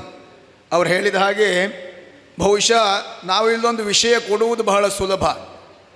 ಆ ವಿಷಯದ ಬಗ್ಗೆ ವಾಗ್ಮಿಗಳು ಮಾತಾಡುವುದು ಅವರ ಬೌದ್ಧಿಕ ನೆಲೆಯಲ್ಲಿ ಅವರಿಗೂ ಸುಲಭ, ಆದರೆ ಅನುಷ್ಠಾನಕ್ಕೆ ತರುವುದು ಬಹಳ ಕಷ್ಟ. ಯಾಕೆಂದರೆ ಯಕ್ಷಗಾನ ಅಷ್ಟು ಮುಂದರಿದಿದೆ. ಈಗ ಸಿರ್ಸಿಯಲ್ಲಿ ಮೊನ್ನೆ ನಡೆದ ಒಂದು ಕಾರ್ಯಕ್ರಮದಲ್ಲಿ ನಾನು ಗೋಪಾಲಕೃಷ್ಣ ಭಾಗವತರು, ಕಪ್ಪೆಕೆರೆ ಭಾಗವತರು ವೇದಿಕೆಯಲ್ಲಿದ್ದಾಗ ಈ ವಿಷಯದಲ್ಲಿ ತುಂಬ ಮಾತಾಡಿದ್ದೆವು. ಸ್ವಲ್ಪ ನಾನು ವಿರೋಧವಾಗಿಯೂ ಮಾತಾಡಿದ್ದೆ. ಆ ಕ್ಷಣಕ್ಕೆ ಅದು ಎಷ್ಟು ಸಮಂಜಸ ಎನ್ನುವುದಕ್ಕಿಂತಲೂ ವಾಸ್ತವ ಸತ್ಯ. ಕಪ್ಪೆಗೆರೆ ಭಾಗವತರು ಹಿರಿಯ ಭಾಗವತರು, ನಾನು ಗೆಜ್ಜೆ ಕಟ್ಟುವಾಗಲೇ ಅವರು ನಮಗೆ ತಾಳ ಹೇಳಿಕೊಟ್ಟವರು. ಅಂಥವರು ನೀನು ಹೇಳಿದ್ದು ಹೌದು ವಿದ್ಯಾಧರ, ಅದು ಈಗ ಅನುಷ್ಠಾನಗೊಳಿಸುವುದು ಭಾಳ ಕಷ್ಟ, ವಾಸ್ತವ ಸತ್ಯ ಅಂತ ಹೇಳಿದ್ದರು. ಹಾಗಾಗಿ ಕೊನೆಯ ಪಕ್ಷ ಗೋಪಾಲಕೃಷ್ಣ ಭಾಗವತರು ಹೇಳಿದ ಹಾಗೆ ಅದು ಎಷ್ಟು ಜಾರಿಗೊಳ್ಳುತ್ತದೆ, ಎಷ್ಟು ಜನ ಅದನ್ನು ಅನುಸರಿಸ್ತಾರೆ ಎನ್ನುವುದಕ್ಕಿಂತಲೂ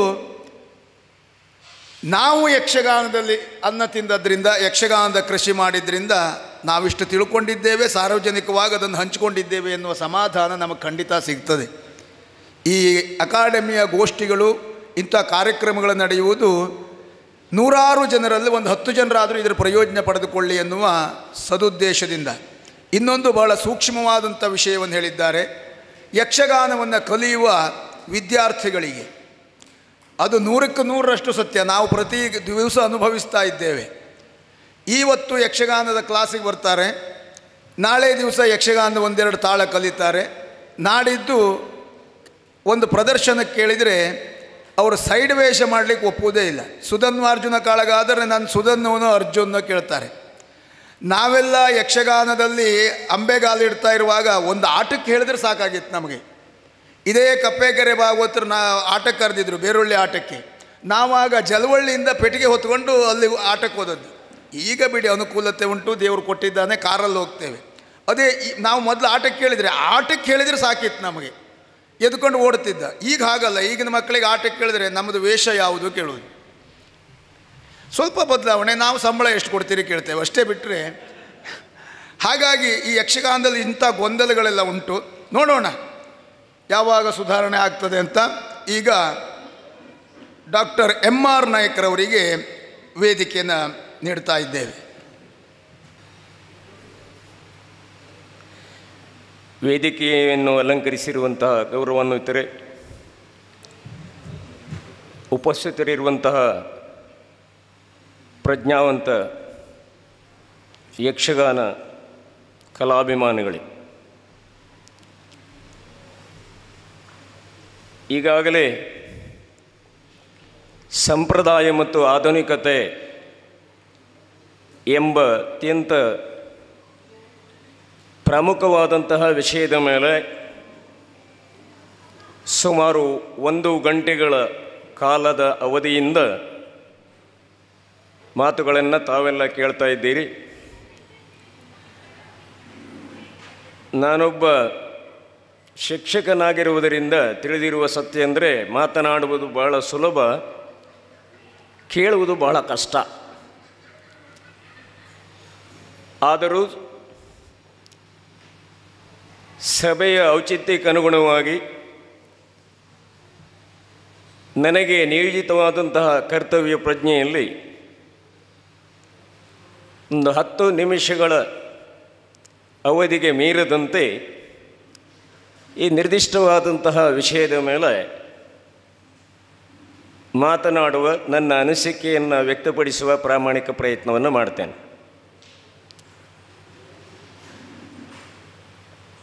ಯಕ್ಷಗಾನ ಕಲೆಗೆ ಸಂಬಂಧಪಟ್ಟು ಸಂಪ್ರದಾಯ ಮತ್ತು ಆಧುನಿಕತೆ, ಈ ಯಕ್ಷಗಾನ ಎಂಬ ಶಬ್ದವೇ ಆಧುನಿಕವಾದ ನನಗೆ ಸೇರ್ಪಡೆಯಾದಂತಹ ಶಬ್ದ. ಈಗಲೂ ನಾವು ಆಟಕ್ಕೆ ಹೋಗೋಣ, ಆಟಕ್ಕೆ ಬರ್ತೀಯ ಅಂತಲೇ ಇನ್ನೊಬ್ಬನ ಕೇಳ್ತೇವೆ. ಆಟ, ಬಯಲಾಟ, ದಶಾವತಾರ ಆಟ ಇತ್ಯಾದಿಯಾಗಿ.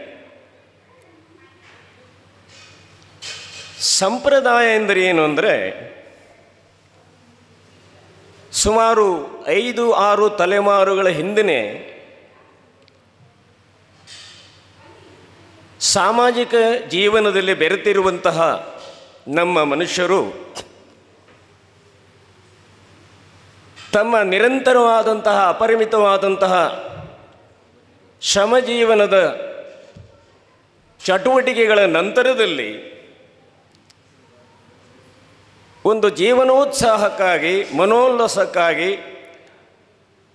ನೈತಿಕ ನೆಲೆಗಟ್ಟಿನಿಂದ ಕೂಡಿರುವಂತಹ ಈ ಒಂದು ಕಲೆಯನ್ನು ಹುಟ್ಟಿಸಿದರು ಇದು ಒಂದು ಶುದ್ಧವಾದಂತಹ ಜನಪದ ಕಲೆ. ಈಗ ಅದಕ್ಕೆ ಬೇಕಾದಂತಹ ಹಲವು ರೂಪಾಂತರಗಳು ಮತ್ತು ಅದಕ್ಕೆ ಬೇಕಾದಂತಹ ಶಾಸ್ತ್ರೀಯವಾದಂತಹ ಚೌಕಟ್ಟುಗಳ ಸೇರ್ಪಡೆಯಿಂದಾಗಿ ಅದರಲ್ಲಿ ಆಧುನಿಕತೆಯ ಬದಲಾವಣೆಯನ್ನು ನಾವು ಗಮನಿಸಬಹುದು. ಆದರೆ ಸುಮಾರು 500 ವರ್ಷಗಳ ಹಿಂದೆ ಜನಮಾನಸದಲ್ಲಿ ಸ್ಥಾಪನೆಯಾಗಿರುವಂತಹ ಈ ಒಂದು ಪ್ರಬುದ್ಧವಾದಂತಹ ಕಲೆ ನಿರಂತರವಾಗಿ ದೇಶವ್ಯಾಪಿಯಾಗಿ ಜಗತ್ತಿನ ವಿಸ್ತಾರತೆಯನ್ನು ಅದರಲ್ಲಿ ಸೇರಿಸಿಕೊಂಡು ಒಂದು ಅತ್ಯದ್ಭುತವಾದಂತಹ ಕಲೆಯಾಗಿ ಗುರುತಿಸಲ್ಪಡಬೇಕಾದರೆ ನಮ್ಮ ಸಾಮಾಜಿಕ ಪ್ರಜ್ಞೆಯನ್ನು ಅರಿತಂತಹ ನಮ್ಮ ಹಳೆಯ ಜನರ ಶ್ರಮ ತ್ಯಾಗ ಅದನ್ನು ನಾವು ಗುರುತಿಸಲೇಬೇಕಾಗಿದೆ. ಸುಮಾರು 5 ತಲೆಮಾರುಗಳ ಹಿಂದಿನಿಂದ ಬಂದಂತಹ ಈ ಒಂದು ಕಲೆ ಆ ಕಲೆಯಲ್ಲಿ ತೊಡಗಿಸಿಕೊಂಡವರದ್ದಾದಂತಹ ಶ್ರೇಷ್ಠವಾದ ಕಲಾತ್ಮಕವಾದಂತಹ ನಡೆನುಡಿಗಳಿಂದಾಗಿ ಅದು ಸಂಪ್ರದಾಯ ಅಂದರೆ ಹೀಗೆ, ಯಕ್ಷಗಾನ ಅಂದರೆ ಹೀಗೆ ಅಂತವರು ಸ್ಥಾಪನೆ ಮಾಡಿದ್ದಾರೆ. ಈಗ ಇವತ್ತು ನಾವು ಪ್ರತ್ಯಕ್ಷವಾಗಿ ಅದನ್ನು ಗಮನಿಸಿದ್ದೇವೆ. ನಮ್ಮ ಹಿರಿಯರಾದಂತಹ ಕೆಪ್ಪಿಕೇರಿ ಭಾಗವತರು ಇವತ್ತು ಈ ಪ್ರಾತ್ಯಕ್ಷಿಕೆಯಲ್ಲಿ ಹಾಡಿದವಾಗ ಯಕ್ಷಗಾನದ ಸಾಂಪ್ರದಾಯಿಕವಾದ ಚೌಕಟ್ಟಿನ ಹಿರಿಮೆ, ಗೌರವ, ಮೌಲ್ಯ ಏನೇನುವುದು ನನ್ನಂಥವನಿಗೂ ಮನವರಿಕೆಯಾಯಿತು. ಹಾಗಾದರೆ ಈ ಕಲೆಯ ಸಾಂಪ್ರದಾಯಿಕವಾದಂತಹ ಆಶಯವನ್ನು ಅರ್ಥ ಮಾಡಿಕೊಳ್ಳಬೇಕಾದ ವರ್ತಮಾನದಲ್ಲಿರುವಂಥ ನಾವುಗಳು ಯಾವ ಸಾಂಪ್ರದಾಯಿಕವಾದಂತಹ ಶ್ರೇಷ್ಠ ಹಿರಿಮೆಗಳಿಂದ ಕೂಡಿ ವರ್ತಮಾನದಲ್ಲಿ ಈ ಕಲೆ ಉಳಿದುಕೊಂಡಿದೆ, ಅದನ್ನು ಹಿರಿದಾದಂತಹ ಸಂಪ್ರದಾಯವಾದ ಬದ್ಧ ಧೀಮಂತಿಕೆಯೊಂದಿಗೆ ಮುಂದಿನ ತಲೆಮಾರಿಗೆ ದಾಟಿಸಬೇಕಾದಂತಹ ಹೊಣೆಗಾರಿಕೆ ನಮ್ಮದ್ದು. ಹೇಗೆ ಹಿಂದಿನ ಜನ ಈ ಶ್ರೇಷ್ಠವಾದ ಕಲೆಯನ್ನು ನಮಗೆ ದಾಟಿಸಿದ್ದಾರೆ, ಆ ಕಲೆಗೆ ಯಾವ ಧಕ್ಕೆಯೂ ಆಗದ ಹಾಗೆ, ಅದೇ ರೀತಿಯಲ್ಲಿ ಪರಿಪೂರ್ಣವಾದಂತಹ ಸುಂದರವಾದಂತಹ ಬಡವರೇ ಆರಾಧನೆಯಾಗಿಟ್ಟುಕೊಳ್ಳುವ ಶ್ರೀಮಂತ ಕಲೆಯಾದರೂ ಕೂಡ ಮುಂದಿನ ಸಮಾಜಕ್ಕೆ ಅದನ್ನು ನಾವು ಆಧುನಿಕತೆಯ ಲೇಷದೊಂದಿಗೆ ಅದಕ್ಕೆ ಧಕ್ಕೆಯಾಗದ ಹಾಗೆ ಮುಂದುವರಿಸಿಕೊಂಡು ಹೋಗಬೇಕಾಗ್ತದೆ. ಈ ಬದಲಾವಣೆ ಎನ್ನುವುದು ಆಧುನಿಕವಾಗಿ ನಾವು ಅನುಸರಿಸಲೇಬೇಕಾಗಿರುವಂಥದ್ದು. ಒಂದು ಕಾಲಧರ್ಮಕ್ಕೆ ಅನುಗುಣವಾಗಿ ಬದಲಾವಣೆಗಳು ಆಗಬೇಕು. ಆದರೆ ಈ ಬದಲಾವಣೆ ಎನ್ನುವಂಥದ್ದು ಸಾಂಪ್ರದಾಯಿಕವಾದಂತಹ ಶ್ರೇಷ್ಠ ಕಲೆಯ ಮೂಲ ಆಶಯಕ್ಕೆ ಧಕ್ಕೆಯಾಗಬಾರದು. ಇದು ನಮ್ಮ ಅಂತರಂಗದ ಧ್ವನಿಯಾಗಬೇಕು. ಇಲ್ಲಿ ಮುಖ್ಯವಾಗಿರುವುದು ಅದೇ, ವ್ಯಕ್ತಿ ಪ್ರಧಾನವಾಗಿ ಅಲ್ಲ, ವಿಷಯ ಪ್ರಧಾನವಾಗಿ ಹೇಳುವುದು. ಈಗ ಆಧುನಿಕತೆಯಲ್ಲಿ ಏನಾಗಿದೆ ಅಂದರೆ ಕಾಲಮಿತಿ ಪ್ರಯೋಗ, ಇದು ಅಗತ್ಯವೂ ಹೌದು, ಅನಿವಾರ್ಯವೂ ಹೌದು. ಕೆಲವೊಮ್ಮೆ ಸವಾಲುಗಳು ತೊಂದರೆಯಲ್ಲಿದೆ. ಹೆಚ್ಚಿಗೆ ಆಟಕ್ಕೆ ಬರುವವರು ಗ್ರಾಮೀಣ ಪ್ರದೇಶದಲ್ಲಿರುವವರು, ಅವರು ಈಗ ಉದಾಹರಣೆಗೆ ರಾತ್ರಿ 3 ಗಂಟೆಗೆ ಆಟ ಮುಗಿದರೆ ಮನೆಗೆ ವಾಪಸ್ ಹೋಗಲಿಕ್ಕೆ ಅವರಿಗೆ ತೊಂದರೆ ಆಗ್ತದೆ. ಆದರೂ ಕಾಲಮಿತಿ ಪ್ರಯೋಗ ಅನಿವಾರ್ಯ. ಆದರೆ ಹಿಂದಿನ ಸಾಂಪ್ರದಾಯಿಕವಾದಂತಹ ಈ ಕಲೆಗೆ ಸಂಬಂಧಪಟ್ಟ ಚೌಕಟ್ಟೇನಿದೆ, ಇಂತಹ ಪಾತ್ರಗಳು ಸಾಮಾನ್ಯವಾಗಿ ಹೀಗೆ ಇರಬೇಕು. ಹಿಂದಿನ ಹಳೆಯ ಕಲಾವಿದರು ಬೇರೆ ಬೇರೆ ರೀತಿಯಲ್ಲಿ ಇದನ್ನು ತೋರಿಸಿದ್ದಾರೆ, ಇಲ್ಲ ಅಂತಲ್ಲ, ನಿರ್ದಿಷ್ಟವಾಗಿ ನಿಖರವಾಗಿ ಹೀಗೆ ಅಂತಲ್ಲ. ಆದರೆ ಜನಮಾನಸದಲ್ಲಿ ಒಂದು ಪಾತ್ರ ಅಂದ ಕೂಡಲೇ ಈ ರೀತಿಯ ಆವರಣವನ್ನು ನಮ್ಮ ಮನಸ್ಸಿನಲ್ಲಿ ಸೃಷ್ಟಿಯಾಗ್ತದೆ. ಇದನ್ನು ಅತ್ಯಂತ ಸಾಮಾನ್ಯನಾದವನು ಗ್ರಾಮೀಣ ಪ್ರದೇಶದಲ್ಲಿರುವ ನಿರಕ್ಷರ ಕುಕ್ಷಿಯೂ ಕೂಡ ಮನನ ಮಾಡಿಕೊಂಡಿದ್ದಾನೆ. ಇವತ್ತು ಯಕ್ಷಗಾನ ಕಲೆ ನಮ್ಮ ಕನ್ನಡದ ಹಿರಿಮೆಯನ್ನು ಸಾರುವಂಥದ್ದು. ಇವತ್ತೊಬ್ಬ ಇಂಗ್ಲೀಷ್ ಪ್ರಾಧ್ಯಾಪಕನಾದರೂ ಕೂಡ ಯಕ್ಷಗಾನ ರಂಗಭೂಮಿಯಲ್ಲಿ ಇಂಗ್ಲೀಷ್ ಪದವನ್ನು ಬಳಸುವುದಿಲ್ಲ. ಎಲ್ಲಿಯವರೆಗೆ ಯಕ್ಷಗಾನ ಕಲೆ ಉಳಿಯುತ್ತದೆಯೋ ಅಲ್ಲಿಯವರೆಗೆ ನಮ್ಮ ಕನ್ನಡ ಭಾಷೆ ಉಳಿತದೆ.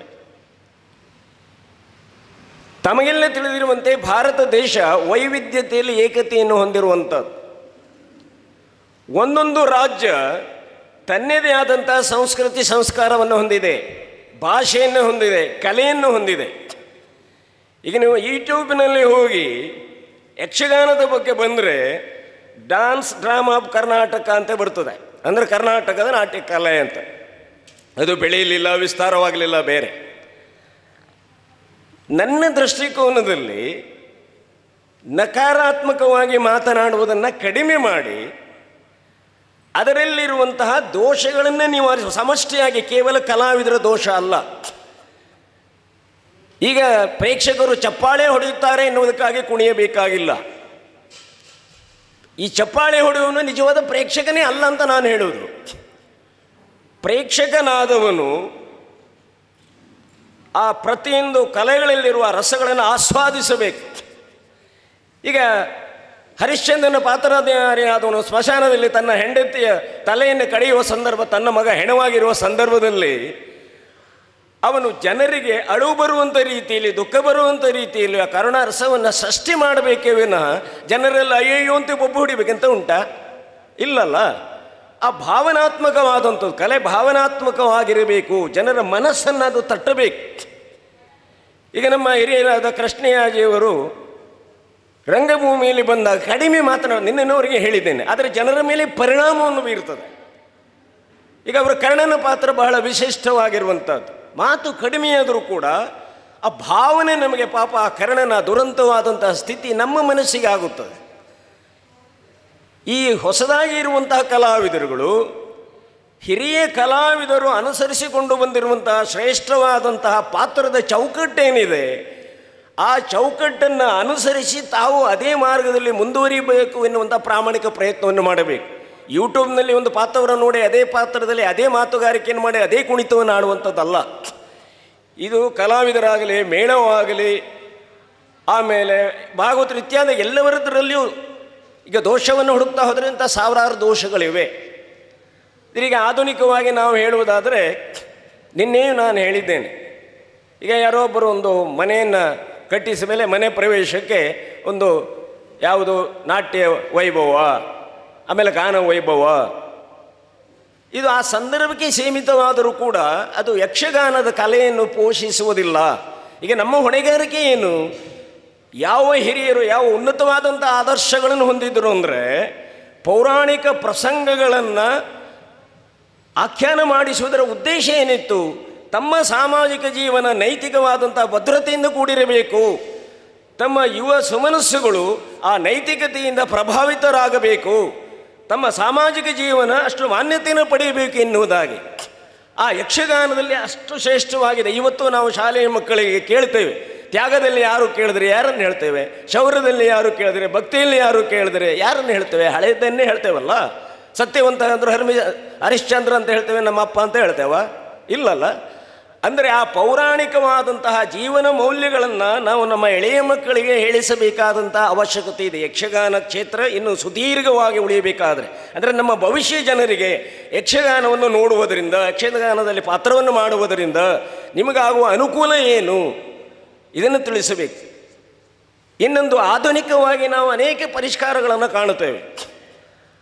ಆದರೆ ನಮ್ಮಲ್ಲಿ ಶಿಕ್ಷಣ ಮಂತ್ರಿ ಆಗುವವರಿಗೆ ಶಿಕ್ಷಣ ಅಂದ್ರೆ ಏನೋ ಗೊತ್ತಿರುವುದಿಲ್ಲ, ಕನ್ನಡ ಭಾಷೆಯಲ್ಲಿ ಬರುವುದಿಲ್ಲ, ಯಾರೋ ಒಬ್ಬರದಂತಲ್ಲ.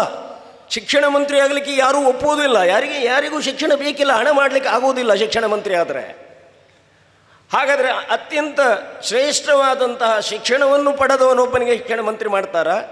ಜನಪ್ರತಿನಿಧಿಗಳಾದವರಿಗೆ ಶಿಕ್ಷಣ ಮಂತ್ರಿ ಕೊಡಬೇಕಂತ ಇಲ್ಲ. ರಾಜ್ಯದಲ್ಲಿರುವ ಯಾವುದೇ ಒಬ್ಬ ಯೋಗ್ಯ ಶಿಕ್ಷಣ ತಜ್ಞನನ್ನು ಗುರುತಿಸಿ ಅವನನ್ನು ಮಂತ್ರಿ ಮಾಡಬಹುದು. ಮಂತ್ರಿ ಮಾಡಿದ ಮೇಲೆ 6 ತಿಂಗಳ ಒಳಗೆ ಅವನನ್ನು ವಿಧಾನಸಭೆ ಅಥವಾ ವಿಧಾನ ಪರಿಷತ್ತಿನ ಸದಸ್ಯನನ್ನಾಗಿ ಮಾಡಬಹುದು. ಅವಕಾಶ ಸಂವಿಧಾನವೇ ನಮಗೆ ನೀಡಿದೆ. ಈಗ ನಮ್ಮ ಸಂವಿಧಾನ ಇದೆ, ನಾವೆಲ್ಲ ಒಂದು ಚೌಕಟ್ಟಿನಲ್ಲಿ ಬದುಕ್ತಾ ಇದ್ದೇವೆ. ಸಂವಿಧಾನಕ್ಕೆ ತಿದ್ದುಪಡಿ ಆಗುವುದಿಲ್ವ? ಹಾಗೆ ಯಕ್ಷಗಾನದಲ್ಲಿ ತಿದ್ದುಪಡಿಗಳು, ಬದಲಾವಣೆಗಳು ಆಗ್ತದೆ. ಆದರೆ ಯಾವ ಸಂವಿಧಾನದ ತಿದ್ದುಪಡಿಗಳು ಮೂಲ ಸಂವಿಧಾನಕ್ಕೆ ತದ್ವಿರುದ್ಧವಾಗಿ, ಮೂಲ ಆಶಯಕ್ಕೆ ವ್ಯತಿರಿಕ್ತವಾಗಿರುತ್ತದೆಯೋ ಆವಾಗ ಸರ್ವೋಚ್ಚ ನ್ಯಾಯಾಲಯ ಅದನ್ನು ತಡೆ ಹಿಡಿತದೆ, ಇದು ಸಂವಿಧಾನಕ್ಕೆ ವಿರೋಧಿಯಾಗಿದೆ ಅಂತ ರದ್ದುಗೊಳಿಸಿಬಿಡ್ತದೆ. ಹಾಗೆ ಯಕ್ಷಗಾನದಲ್ಲಿ ಕೂಡ ಹಿರಿಯರಿಂದ ಪರಂಪರಾನುಗತವಾಗಿ ಬಂದಂತಹ ಈ ಧೀಮಂತ ಕಲೆ ಎಷ್ಟು ಸಾರ್ವತ್ರಿಕವಾಗಿ ವಿಶ್ವಮಾನ್ಯವಾಗುತ್ತಾ ಬಂದಿದೆಯೋ ಅದರಲ್ಲಿರುವಂಥ ನ್ಯೂನತೆಗಳನ್ನು ನಿವಾರಿಸುವಲ್ಲಿ ನಮ್ಮ ಪ್ರಾಮಾಣಿಕ ಪ್ರಯತ್ನವಾಗಬೇಕೇ ವಿನ ಎಲ್ಲವನ್ನೂ ಒಟ್ಟಿಗೆ ಸೇರಿಸಿ ಅದರಲ್ಲಿ ದೋಷ ಇದೆ ಅಂತ ಹುಡುಕುವ ಕೆಲಸ ಆಗಬಾರ್ದು. ನಮ್ಮಲ್ಲಿ ಒಬ್ಬರು ಹೇಳಿದರು, ಒಬ್ಬನು ಬಿಳಿ ಅಂಗಿ ಹಾಕ್ಕೊಂಡು ಬರ್ತಾನೆ, ಅಲ್ಲಿ ಎಲ್ಲೋ ಕಪ್ಪು ಕಲೆ ಆಗ್ತದೆ. ನಮಗೆ ಪ್ರಾಧ್ಯಾಪಕ ವೃತ್ತಿಯಲ್ಲಿ ಪ್ರಮೋಷನ್ ಕೊಡುವಾಗ ಟ್ರೈನಿಂಗ್ನಲ್ಲಿ ಹೇಳಿದ್ದಿದ್ದನ್ನು. ಕಪ್ಪು ಕಲೆ ಆದರೆ ಬಹಳ ಜನರ ದೃಷ್ಟಿ ಆ ಕಪ್ಪು ಕಲೆ ಮೇಲೇ ಇರ್ತದೆ. ಆಗ ಅವರು ಹೇಳಿದರು, ಬಿಳಿಯ ಅಂಗಿಯ ಮೇಲೆ ಕಪ್ಪು ಕಲೆ ಮೇಲೆ ನಿಮ್ಮ ದೃಷ್ಟಿ ಹೋಗಬಾರದು. ಅಂದರೆ ಆ ಅಂಗಿಯ ವ್ಯಾಪ್ತಿಯಲ್ಲಿ ಆ ಕಪ್ಪು ಕಲೆ ಇರುವ ಭಾಗ ಬಹಳ ಸಣ್ಣದು, ಉಳಿದ ಎಲ್ಲ ಭಾಗಗಳು ಬಿಳಿಯಾಗಿಯೇ ಇವೆಯಲ್ಲ.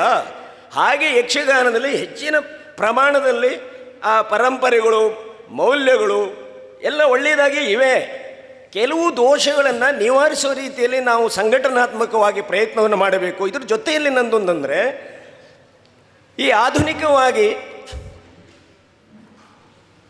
ಈ ಯಕ್ಷಗಾನಕ್ಕೆ ಧಕ್ಕೆಯಾಗದ ಹಾಗೆ ನೋಡಬೇಕಾದ್ರೆ ಎಳೆಯ ಕಲಾವಿದರು ಅದನ್ನು ಓದಿ ಮನನ ಮಾಡಿಕೊಂಡು, ಯಕ್ಷಗಾನಕ್ಕೆ ಇಂತಹ ಒಂದು ಚೌಕಟ್ಟಿದೆ, ಸುಲಭವಾಗಿ ಅಧ್ಯಯನ ಮಾಡಬಹುದಾದ, ಸುಲಭವಾಗಿ ಮನನ ಮಾಡಿಕೊಳ್ಳಬಹುದಾದಂಥ ರೀತಿಯಲ್ಲಿ ಯಕ್ಷಗಾನಕ್ಕೆ ಏನಿರಬೇಕು, ಮುಂದೆ ಈ ಶುದ್ಧ ಪರಂಪರೆಯನ್ನು ನಾವು ಮುಂದಿನ ಜನಾಂಗಕ್ಕೆ ದಾಟಿಸಬೇಕಾದ್ರೆ ಏನಿರಬೇಕು ಎನ್ನುವುದನ್ನು ಒಂದು ಪುಸ್ತಕವಾಗಿ ಬರೆಯಬೇಕು. ಸಾವಿರ ಜನ ಮಹಾ ವಿದ್ವಾಂಸರು ಪುಸ್ತಕ ಬರೆದಿದ್ದಾರೆ. ಆದರೆ ಯಕ್ಷಗಾನಕ್ಕೆ ಬೇಕಾದ ನಿರ್ದಿಷ್ಟ ಚೌಕಟ್ಟುಗಳು ಏನಿರಬೇಕು, ಏನಿರಬಾರದು. ಈಗ ನಮ್ಮ ಉತ್ತರ ಕನ್ನಡದ ಪರಂಪರೆ ಅಂದ್ಕೊಳ್ಳಿ, ದಕ್ಷಿಣ ಕನ್ನಡ ಇಲ್ಲಿ ಬರಬಾರ್ದಂತೇನಿಲ್ಲ. ಹೊಸದನ್ನು ನಾವು ಅನುಸರಿಸಿಕೊಳ್ಳಬಹುದು. ನಮಗಾಗಲಿ, ಸಮಾಜಕ್ಕಾಗಲಿ, ಜನರಿಗಾಗಲಿ, ಕಲೆಗಾಗಲಿ ಧಕ್ಕೆಯಾಗಲಿಲ್ಲ ಅಂತಾದರೆ ಯಾವುದನ್ನು ಅನುಸರಿಸೋದು ತಪ್ಪಿಲ್ಲ. ಆದರೆ ಯಾವ ಸಂಪ್ರದಾಯಬದ್ಧವಾದಂತಹ ಯಕ್ಷಗಾನ ಕಲೆ ಹಿರಿಯರಿಂದ ಉನ್ನತವಾದಂತಹ ಆದರ್ಶಗಳು ಸಮಾಜದಲ್ಲಿ ನೆಲೆಗೊಳ್ಳಬೇಕೆಂದು ಮಾಡಿದೆವೋ ಆ ಪರಂಪರೆಯನ್ನು ಮುಂದುವರಿಸಬೇಕು. ಅದಕ್ಕೆ ಪೌರಾಣಿಕ ಪ್ರಸಂಗಗಳು ಹೆಚ್ಚಿಗೆ ಆಗಬೇಕು. ಇವತ್ತಿನ ಯುವ ಕಲಾವಿದರಿಗೆ ಹೆಚ್ಚಿನ ಪೌರಾಣಿಕ ಪಾತ್ರಗಳನ್ನು ಮಾಡಲಿಕ್ಕೆ ಬರುವುದಿಲ್ಲ.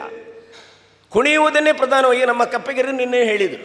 ಹೆಚ್ಚಿಗೆ ಕುಣಿತ ಅಗತ್ಯತೆ ಇರುವುದಿಲ್ಲ. ಹಿಂದೆ ದೇವರ ಹೆಗಡೆಯರು ಕುಣಿತಿದ್ರ, ನಮ್ಮ ಜಲವಳ್ಳಿ ವೆಂಕಟೇಶ್ವರ ಅವರು ಕುಣಿತಿದ್ರ, ಜಗನ್ನಾಥ ಶೆಟ್ಟಿ ಅವರು ಹೆಚ್ಚು ಕುಣಿತಿದ್ರ. ಯಾಜವರಿಗೆ ಕಳೆದ 20 ವರ್ಷಗಳಿಂದ ಒಳ್ಳೆಯ ಕುಣಿತ ಈಗ ಮಾಡೋದಿಲ್ಲ, ಮೊದಲು ಕುಣಿತಿದ್ರೆ ಇರಬೇಕು. ಆದರೆ ಪ್ರಬುದ್ಧವಾದಂಥ ನಟನೆಯನ್ನು ಅವರ ರಂಗಭೂಮಿಯಲ್ಲಿ ನಾವು ಕಾಣುವುದಿಲ್ಲವ? ಇದನ್ನು ಯುವಜನರು ನೋಡಬೇಕು. ಹಾಗಾಗಿ ಯಕ್ಷಗಾನಕ್ಕೆ ಸಂಬಂಧಪಟ್ಟು ಹಿಂದೆ ಈಗ ಸಂಪ್ರದಾಯ ಅಂತ ನಾವು ಹೇಳ್ತೇವಲ್ಲ, ಒಂದು ಮರ ಬಹಳ ಗಟ್ಟಿಯಾಗಿದ್ದರೆ ಅದರ ಬೇರು ವ್ಯಾಪಕವಾಗಿದೆ ಅಂತ ಅರ್ಥ. ಅದರ ಬಲಿಷ್ಠವಾದ 4-6 ರೆಂಬೆಗಳನ್ನು ಕತ್ತರಿಸಲು ಮತ್ತೆ ಇದು ಚಿಗುರು ಪಲ್ಲವಿಸ್ತದೆ. ಹಾಗೆ ಯಕ್ಷಗಾನ ಹಿಂದಿನ ಪೂರ್ವಜರಿಂದ ಅಂತರಂಗ ಶುದ್ಧತೆಯಿಂದ ನೆಟ್ಟಲ್ಪಟ್ಟಂತಹ ಸಣ್ಣ ಗಿಡ ಇವತ್ತು ಮರವಾಗಿ ಹೆಮ್ಮರವಾಗಿ ಅದು ಬೆಳೆದಿದೆ. ಯಾವ ಕಾರಣಕ್ಕೂ ಈ ಮರಕ್ಕೆ ಯಾವುದೇ ರೀತಿಯ ಧಕ್ಕೆಯಾಗುವುದಿಲ್ಲ. ಅದನ್ನು ಶುದ್ಧೀಕರಿಸುವುದಕ್ಕೆ, ಪರಿಷ್ಕರಿಸುವುದಕ್ಕೆ ಆಯಾ ಕಾಲಘಟ್ಟದಲ್ಲಿ ಚಿಂತನೆ, ವಿಚಾರ, ವಿಮರ್ಶೆಗಳು ಆಗೇ ಆಗ್ತದೆ ಎನ್ನುವ ವಿಶ್ವಾಸದಲ್ಲಿ ಇದು ಅತ್ಯಂತ ಶ್ರೇಷ್ಠವಾದ ಕಲೆ.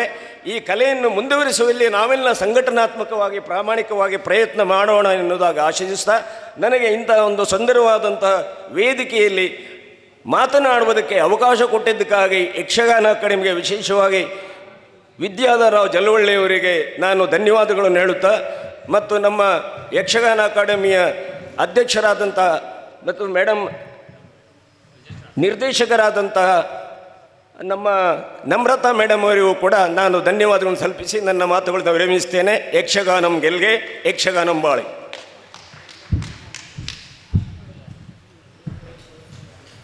ಯಕ್ಷಗಾನ ಸಂಪ್ರದಾಯ ಮತ್ತು ಆಧುನಿಕತೆ ವಿಷಯದಲ್ಲಿ ಇಲ್ಲಿಯವರೆಗೆ ಕೆರೆಮನೆ ಶಿವಾನಂದ ಹೆಗಡೆಯವರು, ಸುಬ್ರಹ್ಮಣ್ಯ ಚಿಟ್ಟಾಣಿಯವರು, ಕಡತೋಕ ಗೋಪಾಲಕೃಷ್ಣ ಭಾಗವತರು ಹಾಗೂ ಡಾಕ್ಟರ್ MR ನಾಯ್ಕರವರು ತುಂಬ ವಿಷಯಗಳನ್ನು ಈ ವೇದಿಕೆಯಲ್ಲಿ ಪ್ರಸ್ತುತಪಡಿಸಿದ್ದಾರೆ.